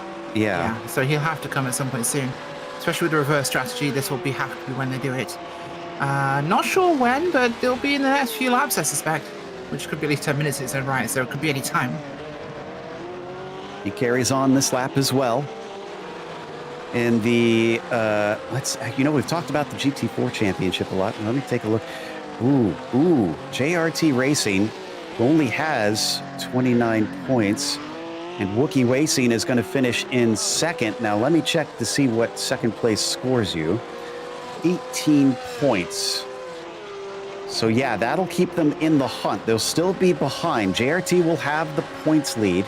And actually, no, JRT is going to finish 6th, though. Let me see the 6 points, because they're still going to score here. 6th place is worth 8 points. So a 10-point gain is going to put them within, it looks like 19 points. Ooh, that's going to be tough in the final round for Wookiee Racing to overcome. Yeah, it might be a little wobbly for Wookiee Racing. But we'll see if they can win. Oh god, too many W's. This is getting silly. We're getting information behind the scenes that it's anticipated they've got 3 or 4 more laps before they have to come in. And then that'll be it. After that, there's just no way that car can get any farther than that. Most of these GT3 cars can go roughly an hour. Especially at a thirsty track like this, it's not likely they're going to be going much longer than that. That's why we saw so many pit at the exact 1/3 and then 2/3 mark. Well, the problem with Spa is you've got so much on-throttle time with the long straights, you really can't save a ton of fuel here. Thankfully, some of the corners are pretty big, so it depends, but it doesn't really balance out in favor of saving. Sorry, I made a noise because I was reminded that E2JR Motorsports were going to get 30 seconds added back, and they're unfortunately not within 30 seconds of JRT Racing. Otherwise, they could have maybe potentially overtaken them, but both of them have finished their last pit stop, so as long as that 49 to 30 second gap remains, then they are good, and Joe is in. Looks like the Exchange Motorsports team finally ran out of fuel, and so they've got to try and top it up. They've got a minute behind them before Wookiee Racing arrives on the scene and overtakes them for the race lead. This could be close. We'll have to see if they can do it, but it's going to have to be a splash to make that happen. This will be so close. Yeah, very, very close. I think you're right that it's usually about 60 seconds and 30 minutes. What are we seeing from most of the fuel times? Usually that's close to 30 seconds, so I don't think it's going to be quick enough for that. We could get them out into second place at green. Wookiee Racing, Blanchiment. Oh, it's tight. They're dealing with someone who's very visible and selectively visible around them on the racetrack, but they're coming towards the bus stop now. Exchange are just hitting their pit box. Oh, all right. Come on, Stiffle. Here we go. Clock's on. Wookiee Racing in the bus stop, coming out of the bus stop now. They're onto the F1 start-finish straight. It's up to 11 seconds. So if we're anticipating a 15-second stop, 16. Oh, it's going long. Going to La Source. They're in the source. Seconds. Here we go. They're going. 21 seconds. They're on the pit exit. Here comes Wookiee. They're hitting the start-finish line. Okay, they're actually going to be ahead of them. They're ahead. And by a decent margin. It's not a whole lot. It's going to be about 3 seconds. No, maybe they're not. Coming down to about 3.2. They've got more speed since Joe is just coming out of pit lane. They will hold it here. There's no way they can beat them on the straight, so they're going to hold this. They'll be back to same pace now. Here's the question, though. Nikki Chan, I'm looking at pace laps in the pace of 2:18s on good laps, 2:20s, I'm guessing, when traffic gets in the way. Stiffle, 2:19s and 2:20s. The race is on, but Nikki is going to have to do it on track. Also, we have an update on penalties. Flying Lion and Matrix Purple both avoid penalties. That is deemed a racing incident for that contact. Fair enough, but hey, what are our point situations for penalties looking like for Wookiee and Exchange? That could be a deciding factor here. Let's see. And no, Wookiee's already served their penalty. So they're good on that. Remember, they had that drive through, actually a stop and go technically for them, 11 seconds that they remained in their stall. Don't they bag another one sooner in terms of points than not? Actually, yeah, what is their incidence? 10 incidents and 13 incidents. Okay, they've got some buffer. I don't think Wookiee, because they're the one on 13 incidents, they can't mess around. They've got to keep it clean. I believe if they get to 15, they're in trouble, right? It's 20 incidents, and they'll be given the penalty. Yeah. So they can take some liberties, but I frankly would not want to risk that, especially if it comes down to a side-by-side battle with the Exchange Motorsports car, a 4X, and then suddenly what looked like you were safe with 17 incidents becomes one over the limit of what you had. So this becomes a battle of the wills, a battle of pace out here in the final 23 minutes with a massive gap back down to Hillman, 18 seconds behind them currently. They are free to fight if they want it. Similar situation for first and second in the GT4s, honestly, not for the battle, but for the distance, as it's 19 seconds between Edward and the Mach Schnell, number 17, and Pippin and the 42 Three Stooges Racing. They are vastly far apart on that one. And there you see that 258 with Nikki Chan in the pink car has it at about 2.3 seconds. And this will be the first full flying lap for Joe Stiffle here. So we got to wait for him to come back around to see what his pace looks like now. I'm afraid I need to make a correction for my partner in the booth here. There are no Wills driving for either Exchange or Wookiee Racing, I'm afraid. Sorry to get your hopes up, folks. You said it was a battle of the Wills. There are no Wills. Yes, well played. Yeah. As they come down. But no. It's going to be really tight, though. You are right. This is really coming into things. The gap is not that big. This could get eaten up, especially with lap traffic. That could destroy this distance. Yeah, that's the thing that Joe is really hoping for right now. In fact, he's dealing with traffic right now. Oh, and it is not playing nice. It's Smotherman in the 311 who's eventually able to get out of the way. And that cuts it down from 2.1 to 1.4 now. So just as we mentioned it, illustrated quite graphically there. And Nikki Chan is going to have a very easy time overtaking Smotherman. So it really played in favor of the Wookiee Racing team.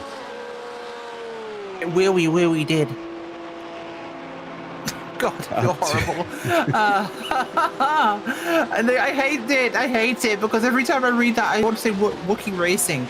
but then it's Yes. Wookiee wasting, which makes it even worse. And Will we make it worse? It really does. Wow. I feel like I'm in a Looney Tunes cartoon. Well, it's down to 0.9 of a second. Is it duck season, rabbit season, or is it Joe season? Because the 996 is right now the one being hunted, and Nicky is gathering time bit by bit. 2 more tenths in that corner alone. It's down to 0.7 of a second now. Joe is going to have to pull out all the stops to play defense, and at a track where the slipstream is so powerful, it is going to be hard to hold Nicky Chan back. It really is, and I know I said wheelie is there, so I'm going to stop myself, but it really is. Nicky Chan's definitely a fast driver, and he's great in a battle.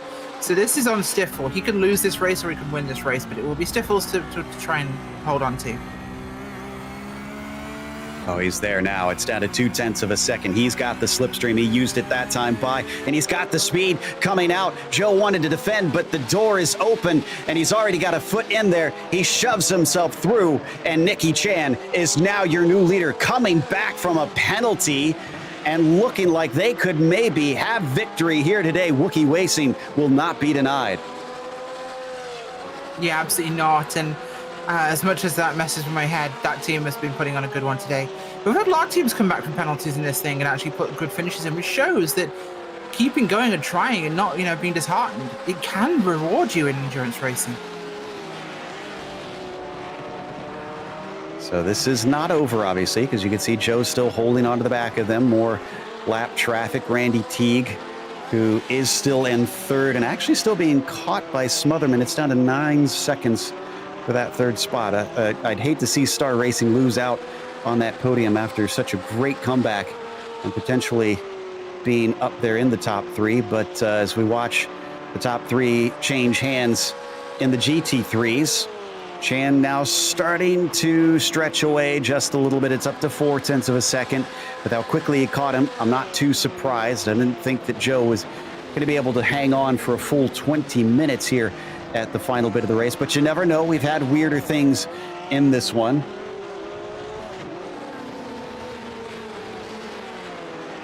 Yeah, we really have. And 20 minutes, really, it feels like everything's been doubled in this race. The stress has been up. The action's been high in this one. I swear it felt like we were at 10 minutes 20 minutes ago, and we were at 30 minutes an hour and a half ago. This thing has been going so long because it feels like these guys just haven't taken a break. 2 guys that don't get a break right now are the battle for third in the open class. Looks like Binkley and Melorano are right on top of each other. Coming up the Kimmel Straight, Melorano wanted to try something, but decides not to do it, at least for now. Behind them, they've got Glenn Dennis and the Flying Lion car still trying to come back after that massive wreck. And this will be an interesting dynamic because it's not the GT3s versus the GT4s that we've seen for much of this race. There's a much more comparable pace between these 2 makes of cars. Yeah, there really is. They're a lot closer, which does make it a bit more difficult to be passed and to pass. So that is something to always factor in. It's always like that when you get similar speeded cars. It really does make a very little difference, and it's usually only cornering speed that does it rather than straight line, which makes it the worst, to be honest. Cornering was not good for Binkley there as he went wide through the first apex of Pujon. Still, Melorano is not able to go past. Dennis now approaching. And like you said, yeah, the closeness and pace is going to be frustrating because he's going to have to be aggressive. And he knows this is a battle. So does he try and fight his way through? He's 5 seconds off of the next one, and he gets some help as Nick Melorano is actually going to pull aside and let him. That was very, very generous by the Manifest Destiny team to make sure that Glenn can continue his battle. It is, and sometimes it's advantageous to you to just get out of the way. Even if you lose a little bit of time, you might lose less than the next guy, or it might draw them into you, so it's always beneficial. So now coming down towards the braking of the bus stop, Melorano is going to try and get by with heavy braking, and a very neat and tidy move is going to get it done over Binkley as he lets it go. Binkley just wants to maybe get to the finish on this one. Melorano's trying to cover him off coming into La Source, but I don't think he really needed to do that. Meanwhile, just behind them is our former leader, now second place driver, Joe Stiffel, with Nicky Chan 0.8 of a second up ahead of him. Again, I thought this would separate so much quicker, but Nicky Chan is having to push hard. Nicky's going to have to work for this one and try and not make mistakes because, like I said, this isn't over, Rachel. And if Nicky has any sort of slip up, if he goes off course, if he has a cut course penalty, Joe's going to be right back through. Yeah, he is, and that would cost him hugely. It's not a big gap at Spa, just under a second. That's very much comparable and fightable, especially with traffic ahead of these guys. This could definitely have a huge effect. More traffic, and that's the other thing too. He's got to hope the traffic plays well with him. This time Binkley, GT3 on a open class car, also very close in pace to one another. He's able to get by, and Binkley is just going to let them through. Meanwhile, Joe gains a bit of that time back. It's now down to 0.5 of a second. Milorano is going to be the next one in front of him. Unfortunately for the 2 car, I don't think he's going to be getting up into second, considering he's, a mere 2 minutes behind. Only 2 minutes? That's easy. Yeah, I'm sure. Nearly a full lap, and that's all he's got to do in about 15 minutes. Well, if you go straight at Pouillon, you'll cut out half the track. It's fine. I like your thinking. Yeah, just jump. Try and take the trails. Yeah. Yeah, exactly.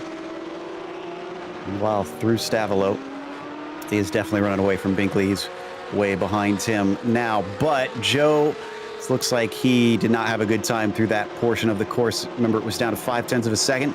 It's already up to 2 seconds now. It actually takes us away from one of our best battles out on the track.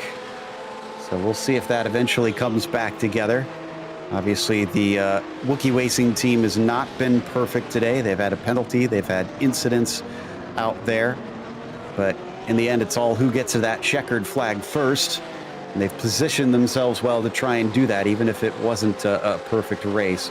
That bright pink car going to be hard to miss if they're able to take that checkered flag, which I know they started on the downhill. For those who are new to Spa, this endurance format, just be aware, it won't be here that they finish the race. It's going to be out of the bus stop chicane that they'll get that checkered flag.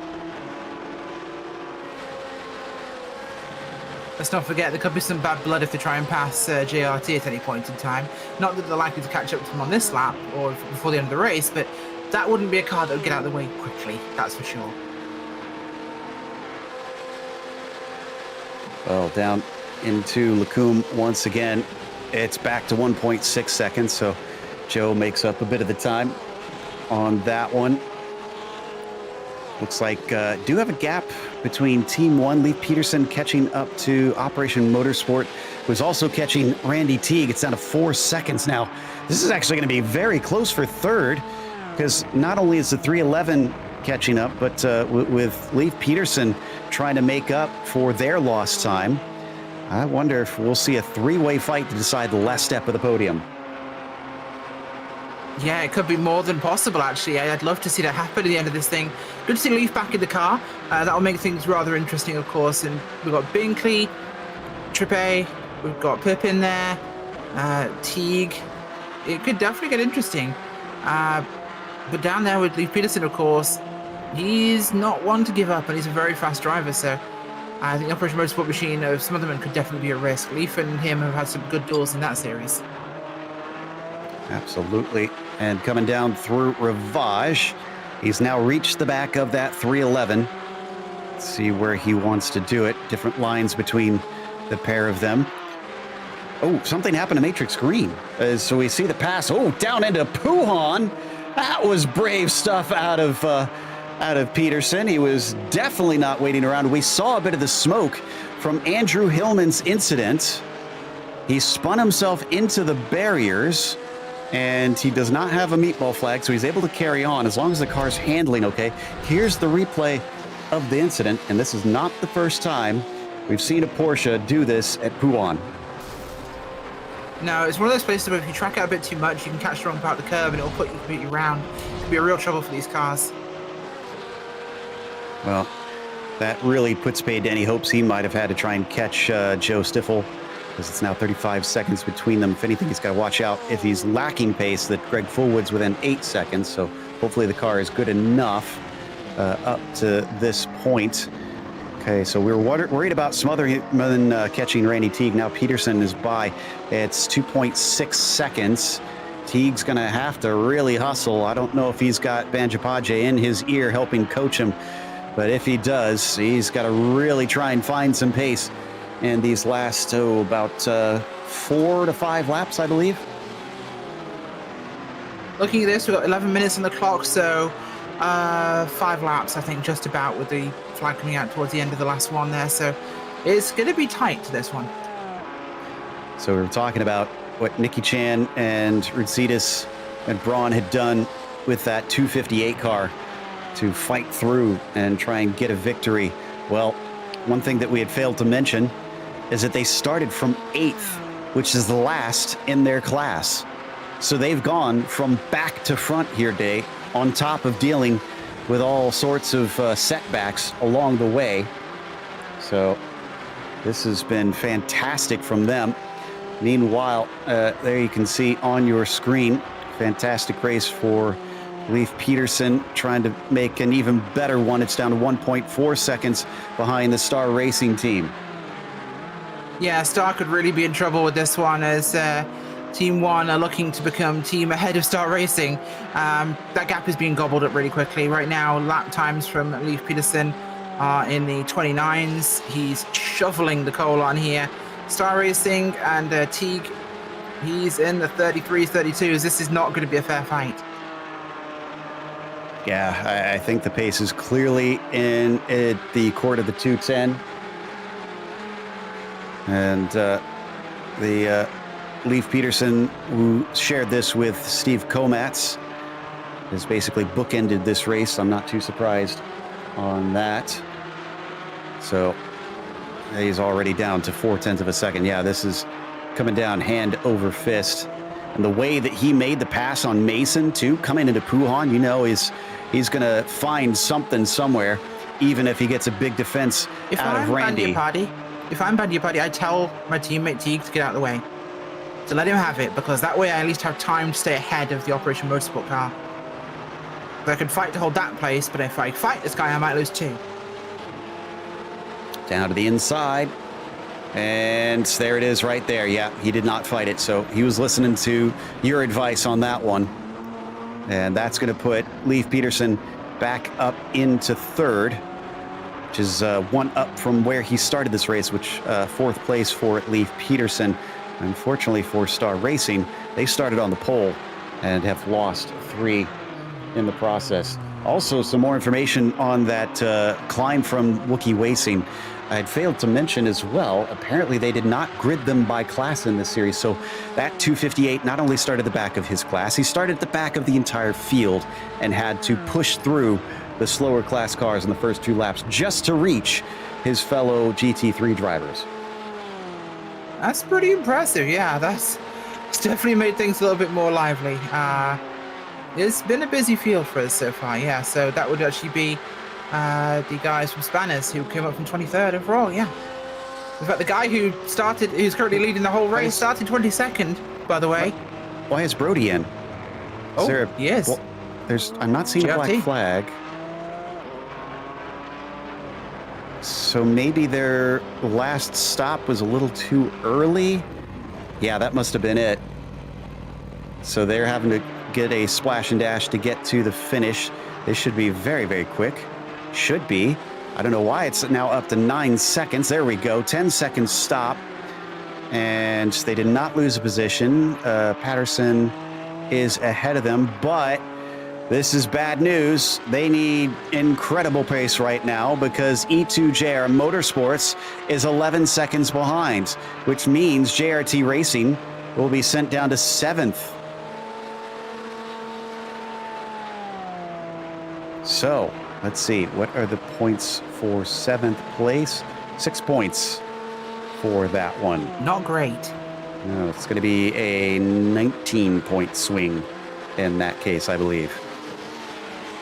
Yeah, that was a very big impact leading into that final round, of course, at the Le Mans circuit, which will be a finale that will be definitely one to watch, of course. As we come into this thing, though, we're looking at, I was just mentioning before this, Wookiee Racing not only came from we've mentioned the back to the front, then back again because of a penalty, and then back again. So this has been insane. It really has been insane.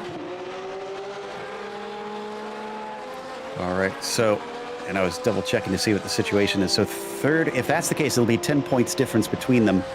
And third or better would clinch it at the final round. If things finish with JRT finishing in 7th, I should clarify, and Wookiee taking the win here today. So from there, JRT would need to do third or better. So they're still sitting in a very good position. Not a terribly comfortable one compared to what they had coming into this race. In the meantime, here on your screen, heading up through Lacombe, that is Hillman and Matrix Green ahead of Marble Motorsports. Oh, as a pass for third. News, by the way, double points at Le Mans. That shakes things up. Ooh, so that means a lot more drivers are still in the hunt, and Marble Motors are trying to keep Hillman from hunting his way back into third, which he does so successfully. Matrix Green slotted down into 6th. Nice recovery here from Marble Motors. I didn't think they'd be on the podium, frankly, after a little bit earlier in this race. Didn't seem like they had the pace, but they were another one of those quiet ones that charged their way through. Okay, so it's all shifting around at the very end. I told you it's not over until that checkered flag falls in endurance racing, and we are seeing that point proven pretty well here today. And poor Randy Teague just can't seem to hold those guys back, because now Smotherman has caught up to him.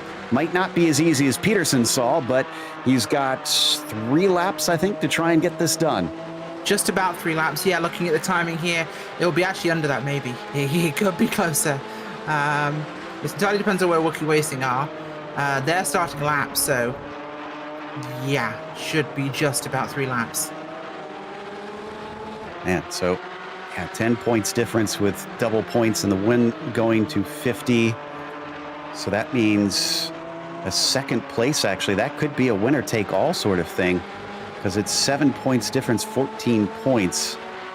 Yeah. Oof, man. So if those two wind up being in a fight for the win come Le Mans, that'll be one that you don't want to miss for sure. Coming down into Blanchimont, the battle for 4th here in the GT4s, coming down to the last couple laps. Banjapaje was in that car, and it's been taken over by Randy Teague, who got overtaken by Mason Smotherman down into the bus stop chicane at pretty much the first time of asking. So the 311 moves to 4th. Star Racing slotted into 5th. Yeah, exactly where they need to be there for this one. So Star unfortunately dropping down there. Not what I would have liked to have seen in this race, but I got to say Max Schnell have put themselves in a phenomenal spot in this race. The lead over Three Stooges is half of Kemmel Straight. With 3 laps to go, I think that's relatively secure as long as they finish. Touch wood. Max Schnell is up 4 from where they gridded up here. Excellent job there for the 17. So they focused more on their race pace probably than their qualifying pace, just making sure that car is solid here today. Nicky Chan's coming across the finish line, so this is 2 to go now. Wookiee Racing 4 seconds ahead of their rivals. You can kind of see them in the background just behind the graphic there. So they are not completely out of it, but they have dropped off enough. There he is. There's Joe in the 996, the dark blue machine coming off of La Source. So 2 more laps, and Wookiee Racing taking maximum points here today, knowing they had to catch up to JRT, knowing that they had to outscore them at least by 4 points to be in it, as car 88 is in.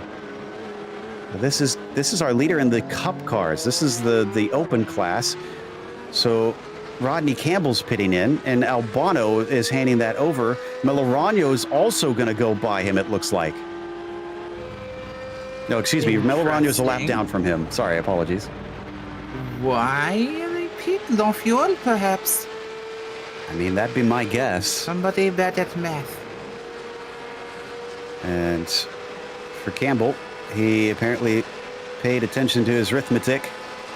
Albano taking fuel. Melorano goes back onto the same lap as him, but doubt he'll take the spot back. It's a 5.2 second gap. Yep, that is fuel. Jakester Racing just didn't quite put enough in the tank, and now as they exit out, that basically cost them the win.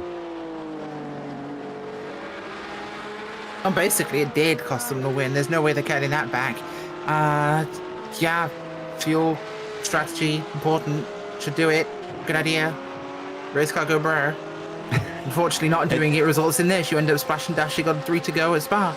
I was going to say, it doesn't go burr if you run out of fuel. So Albano... No, lack of motion is a serious problem. Yeah, Albano is actually sharing the lowest incident points right now with his teammates. They've had a total of 5 over the course of the race. So, well, they're clean, but unfortunately they're not efficient enough on that one. So as we get the white flag out for Wookiee Racing, Nikki Chan now 5 seconds ahead. This has got to be frustrating for Exchange Motorsports, knowing they were just a few laps shy of having a win here today. Yeah, no, they were, and I think this has been one of the most topsy-turvy 3-hour endurance races I've actually seen. This one's been all over the board, but I would like to say it's also the one that pleases my OCD the most, as the GT3, the Cup, and the GT4 cars are all perfectly in order. No mishmashed cars, no retirements, in fact. So we've got none of those cars that, you have a couple of the GT3s down at the bottom mixed in with GT4s and a couple of GT Cup cars mixed in. No, everything is in perfect order. Thank you. And can we give a round of applause to the entire field as well? We have had 0 retirements in a 3-hour race. Yes, they've got spare cars, but at a track as difficult as this one, a lot of high speeds, easy to throw your race away. I want to give huge kudos to all involved in this race. To see 100% finish rate is something else here today. But Joe, there is one I would actually like to mention, because there's one near retirement that nearly happened, and that was Doug Atkinson in the race control booth. He is the true MVP of this race, because he's been busy on his own up there today. He's been kept occupied, and he does a thankless task. Yeah, for those that are just tuning in for the first time, the PCA does have live stewards, real human being stewards that are applying these penalties that we're talking about. Race control is very in contact with us throughout the race. So we get an insight that others don't. And honestly, race control is always a thankless job in racing. Nobody really is super big fans of them most times. So for them to give up their time to make sure that these guys can have fun and get to put on a show for all of you is another thing that deserves a nice pat on the back and maybe a drink for any of them that desire one. But right now, the drink is going to be champagne for Wookiee Racing, because Nikki Chan took it over from Chris Braun, took it over from Liam Routsidas, and as he crosses the line, he will also take the win in the penultimate round of the Team Racing Series. I think the next one through. There we go. It'll be Exchange Motorsport coming across the line there, as it was a turbulent race. Stifel nearly had it apart from a splash and dash, just not quite been able to compete there with Nikki Chan. And I gotta say, the heartbreak for JRT, who are still going to have most of a lap to complete here. This for so long was their race. With a lap and a half left to go, Celtic Racing thought that they were going to be second. But the open class, which is the smallest of the 3 classes here today, saw a change of hands right at the very end. And Rodney Campbell, after taking over for David Palmer midway through the race, will win in the open class today. Last one through will be Max Schnell. And in fact, is there anybody behind them? Yeah, I think there's maybe a couple drivers that will come in behind them, but I don't think any of their rivals. No, as Leif Peterson is, no, excuse me, Three Stooges are the one in second place. I'm getting myself confused now. Chris Pippin chasing down Trepay. There's within about 12 seconds, but only, I think, a couple cars are going to finish on the same lap as our leader here in the GT4 class. So Max Schnell with the German colors, but racing in Belgium here today. We're talking a lot about the quiet races, and these were certainly quiet ones, just finding speed out there, and eventually it paid off, giving themselves a healthy buffer and getting the win in the GT4 class. Well done to Edward and Ivan. Yeah, phenomenal race from those guys. They really did a great job in this one. And it's been overall an impressive race by all these guys. Like we said, 100% finish rate. Fantastic. And fair racing. Very few incidents involving multiple cars. Mostly it was solo car stuff. They did an amazing job. They really did. The last of them come across the line bit by bit. So let's head through our results here at Spa-Francorchamps after 3 hours of racing. Wookiee Racing was your victor as Exchange Motorsports wound up 6 seconds behind them at the line. In endurance terms, that's pretty darn close. Marble Motors was third to round out the GT3 podium. Matrix Green was P4. Then it was Matrix Purple, their sister team, in the 5th spot. JRT Racing was scored in 6th, but according to what we've been told by Race Control, E2 JR Motorsports, I believe, should be scored ahead of them. We don't have confirmation on that. We'll try and see if we can get that before that is over. No, I take that back. E2 JR Motorsports was a lap behind them. So JRT actually lucked out, and they will be 6th. The number 1 car will finish 7th, and Flying Lion Racing, who was very fast and very clean much of the race, had one incident that disrupted them and sent them to last in their class in 8th. Meanwhile, down in the Cup class and the Open class, Celtic Racing, as I mentioned a little bit earlier, wound up in 9th, as Jakester Racing was 10th behind them. That was first overall for Celtic Racing, Jakester Racing was 2nd, and then Spanners Motorsports rounded out the podium as Manifest Destiny did get shuffled downwards at the end. They must have had a penalty that they couldn't serve. The number 2 car was 4th in that Open class. Rachel? Yes, after that we have the GT 4 cars with Machinal Motorsports bringing home the win for that group, with Three Stooges coming home in 2nd, not 3rd, thankfully. Team 1 is 3rd, and Star Racing is 4th. Los Muchachos is in the 5th place. Sorry, I'm losing count of where I am here. 6th, Dreadnought Racing. 7th, Backmarker Motorsports. 8th, Operation Motorsport. 8th is 208 Racing Green Team, with 9th being, on our next page, that will be Anchors Away. 10th, Alcura Racing. And 11th, or in this case, 11th for Alcura Racing. 12th, Operation Motorsport GT4. So we're going to get our winners in the GT3 class in here, a 3-person team to take this one home, and critically keeping their hopes alive in the points championship, heading into the double points of Le Mans next round. We'll start with Nikki, who wrapped it up. Nikki, you had to serve the penalty there in that last one. After that happened, did you even think that this win was on the cards? I think throughout the race, we just didn't really know if the win was on the cards. I think we all really pulled it together to really squeeze every last 10th out of our laps. And, that black flag came, it was pretty timely because I was approaching the pit lane anyway. So, as a team, we kind of quickly talked it over, and those guys told me, go in now and serve it and come back out and just push the car. And that's what we did. You absolutely did push it in. Liam, you obviously were the second stint, the middleman. Was there a reasoning that the team decided to put you on the middle stint? Are you just really consistent, or what was the thought process? Well, I think most teams, pick out the driver lineup to see if they can eke out every last 10th. But I think for us, it was just we drew straws at the beginning of the round, and yeah, it just worked out that way. It seemed to work out extremely well. So that brings us to Chris, who started things off. That's always, to me, one of the most nerve-wracking, and especially for you, because you started this at the very, very back, Chris. So, I mean, how did you tiptoe your way through that? Well, I put myself there, dug ourselves a big hole. I was trying to get every last 10th out of that quali lap, and I just went off just a little bit on turn, I think it was La Source, and that was it.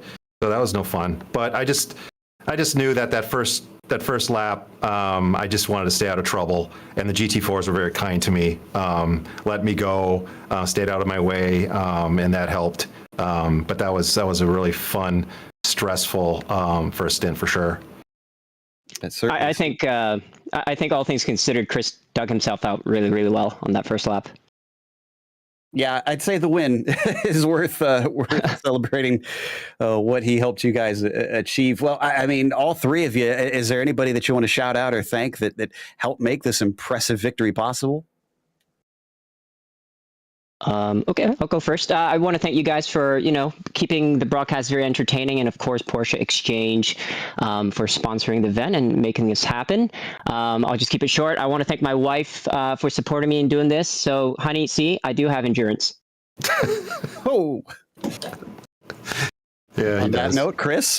I just want to thank my teammates. I was out this week, and they put all the time in to test and get the setup.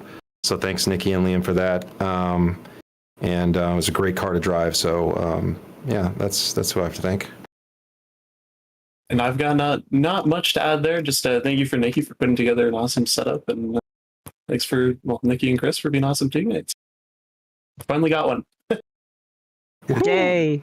In fantastic fashion too. You guys definitely will want to go back and watch that. That was Wookiee Racing with Liam Routsidas, Nikki Chan, and Chris Braun contributing to that race win. Up next, Rachel has caught up with the winners in the GT4s, as we've got Ian Gomez, and maybe we can try and figure out if it's Tripette or Tripet for Edward.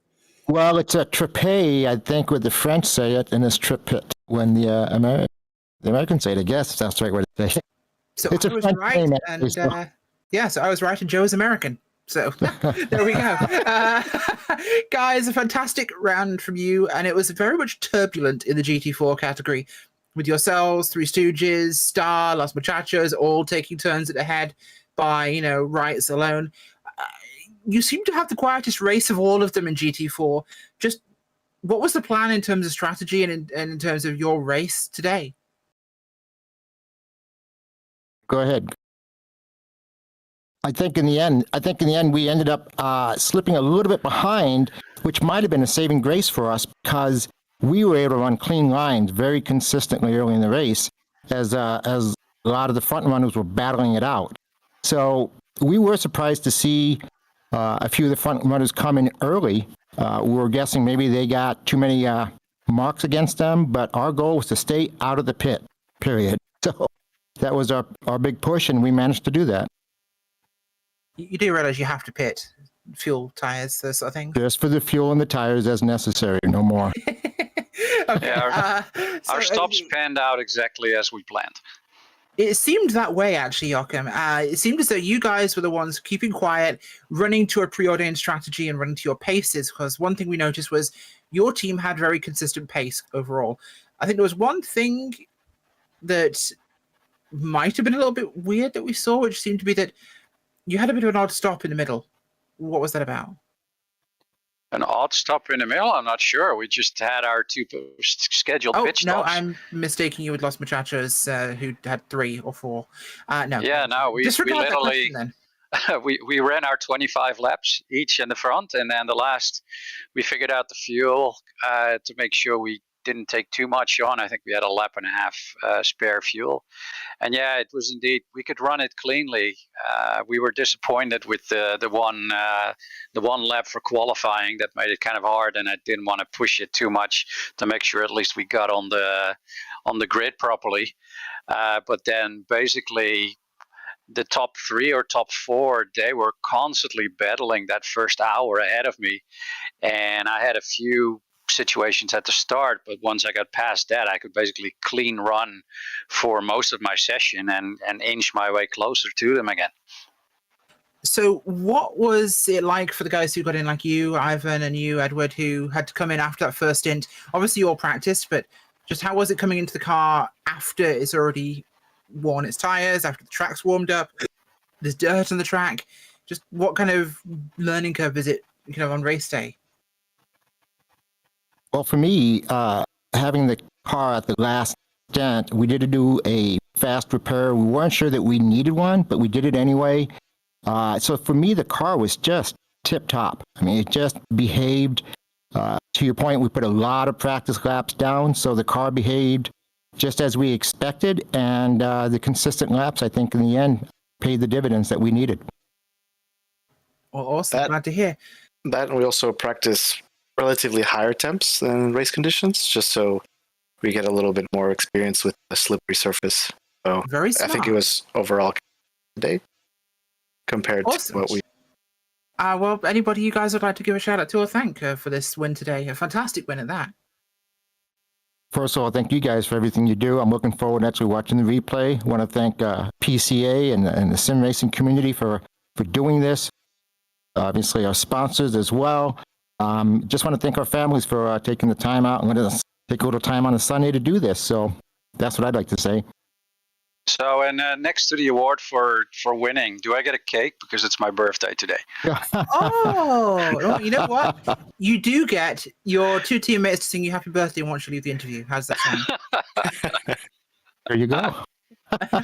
I'll Be sure to watch my YouTube channel on that one. Yeah, go ahead, Jan. Yeah.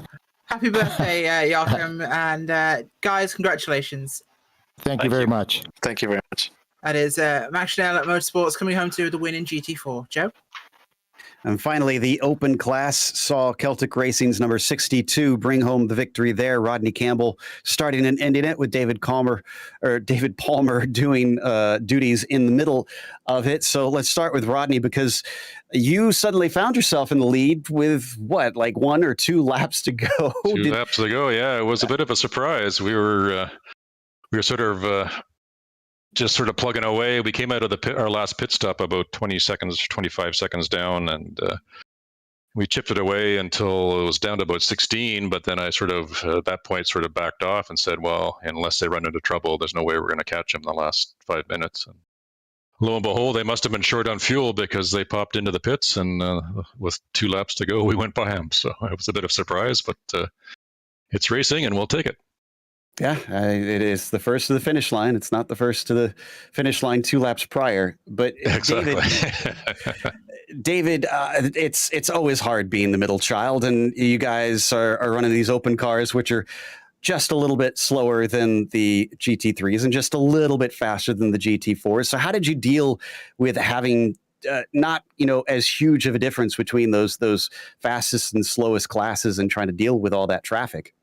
Yeah, it can be a challenge. There's no doubt. I really enjoy the Cup car. This new 992 Cup car is really a lot of fun to drive. But I'm just trying to give the car back to Rodney in one piece and not rack up too many incident points. And I was able to do that. But it was really fun watching. I was spotting and watching the 88 car, and they came into the chicane, and I see them go into the pits. I'm like, you've got to be kidding me, because there was like 3 minutes left. So that was really fun being a spotter, and that's part of what makes being in a team really a lot of fun too. And you mentioned keeping it clean and whatnot. I'm looking, David, you had 3 incidents. Rodney, you had 14, bringing you guys to 17. That was a little close, wasn't it? Well, that was part of our strategy. We knew that I would probably rack up a few more than Dave. Dave typically runs pretty clean. It's tough in the Cup car. It's a lot to handle when you're on the edge, and if the end it's a little loose, and if it gets a little loose in the corner, you got to ride it out to the outside and maybe take the 1X versus spinning. So that's where you can get into trouble every now and then. But I was really surprised that there wasn't more penalties for incident points, because I know when I was practicing for this race, I was having a hard time getting around a whole lap without getting an incident point. So we really concentrated hard on staying under the 20 incident point limit for a penalty, and we knew that would help us in the end too. It did indeed. Netted you a win. Well, guys, who helped put this Celtic Racing or Celtic Racing car in victory lane? Well, I got to shout out to the sponsors, obviously at Porsche Exchange, and you guys at Podium for doing a great job broadcasting.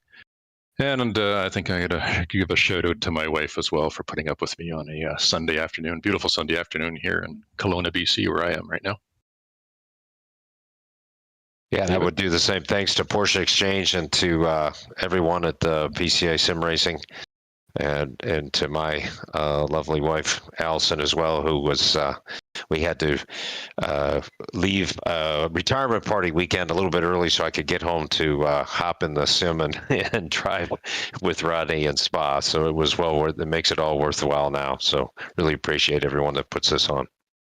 Listen, I completely understand the priorities on that one. So, that was David Palmer and Rodney Campbell bringing the 62 car home to Victory Lane, which is going to wrap us up. And we'll see you next time for PCA Pro GT3 Cup at 9:45 p.m. Eastern on Thursday, July 28th, live here on Podium Esports. Thank you so much to our sponsor, Porsche Exchange, and a big thank you to the steering committee at PCA Sim Racing.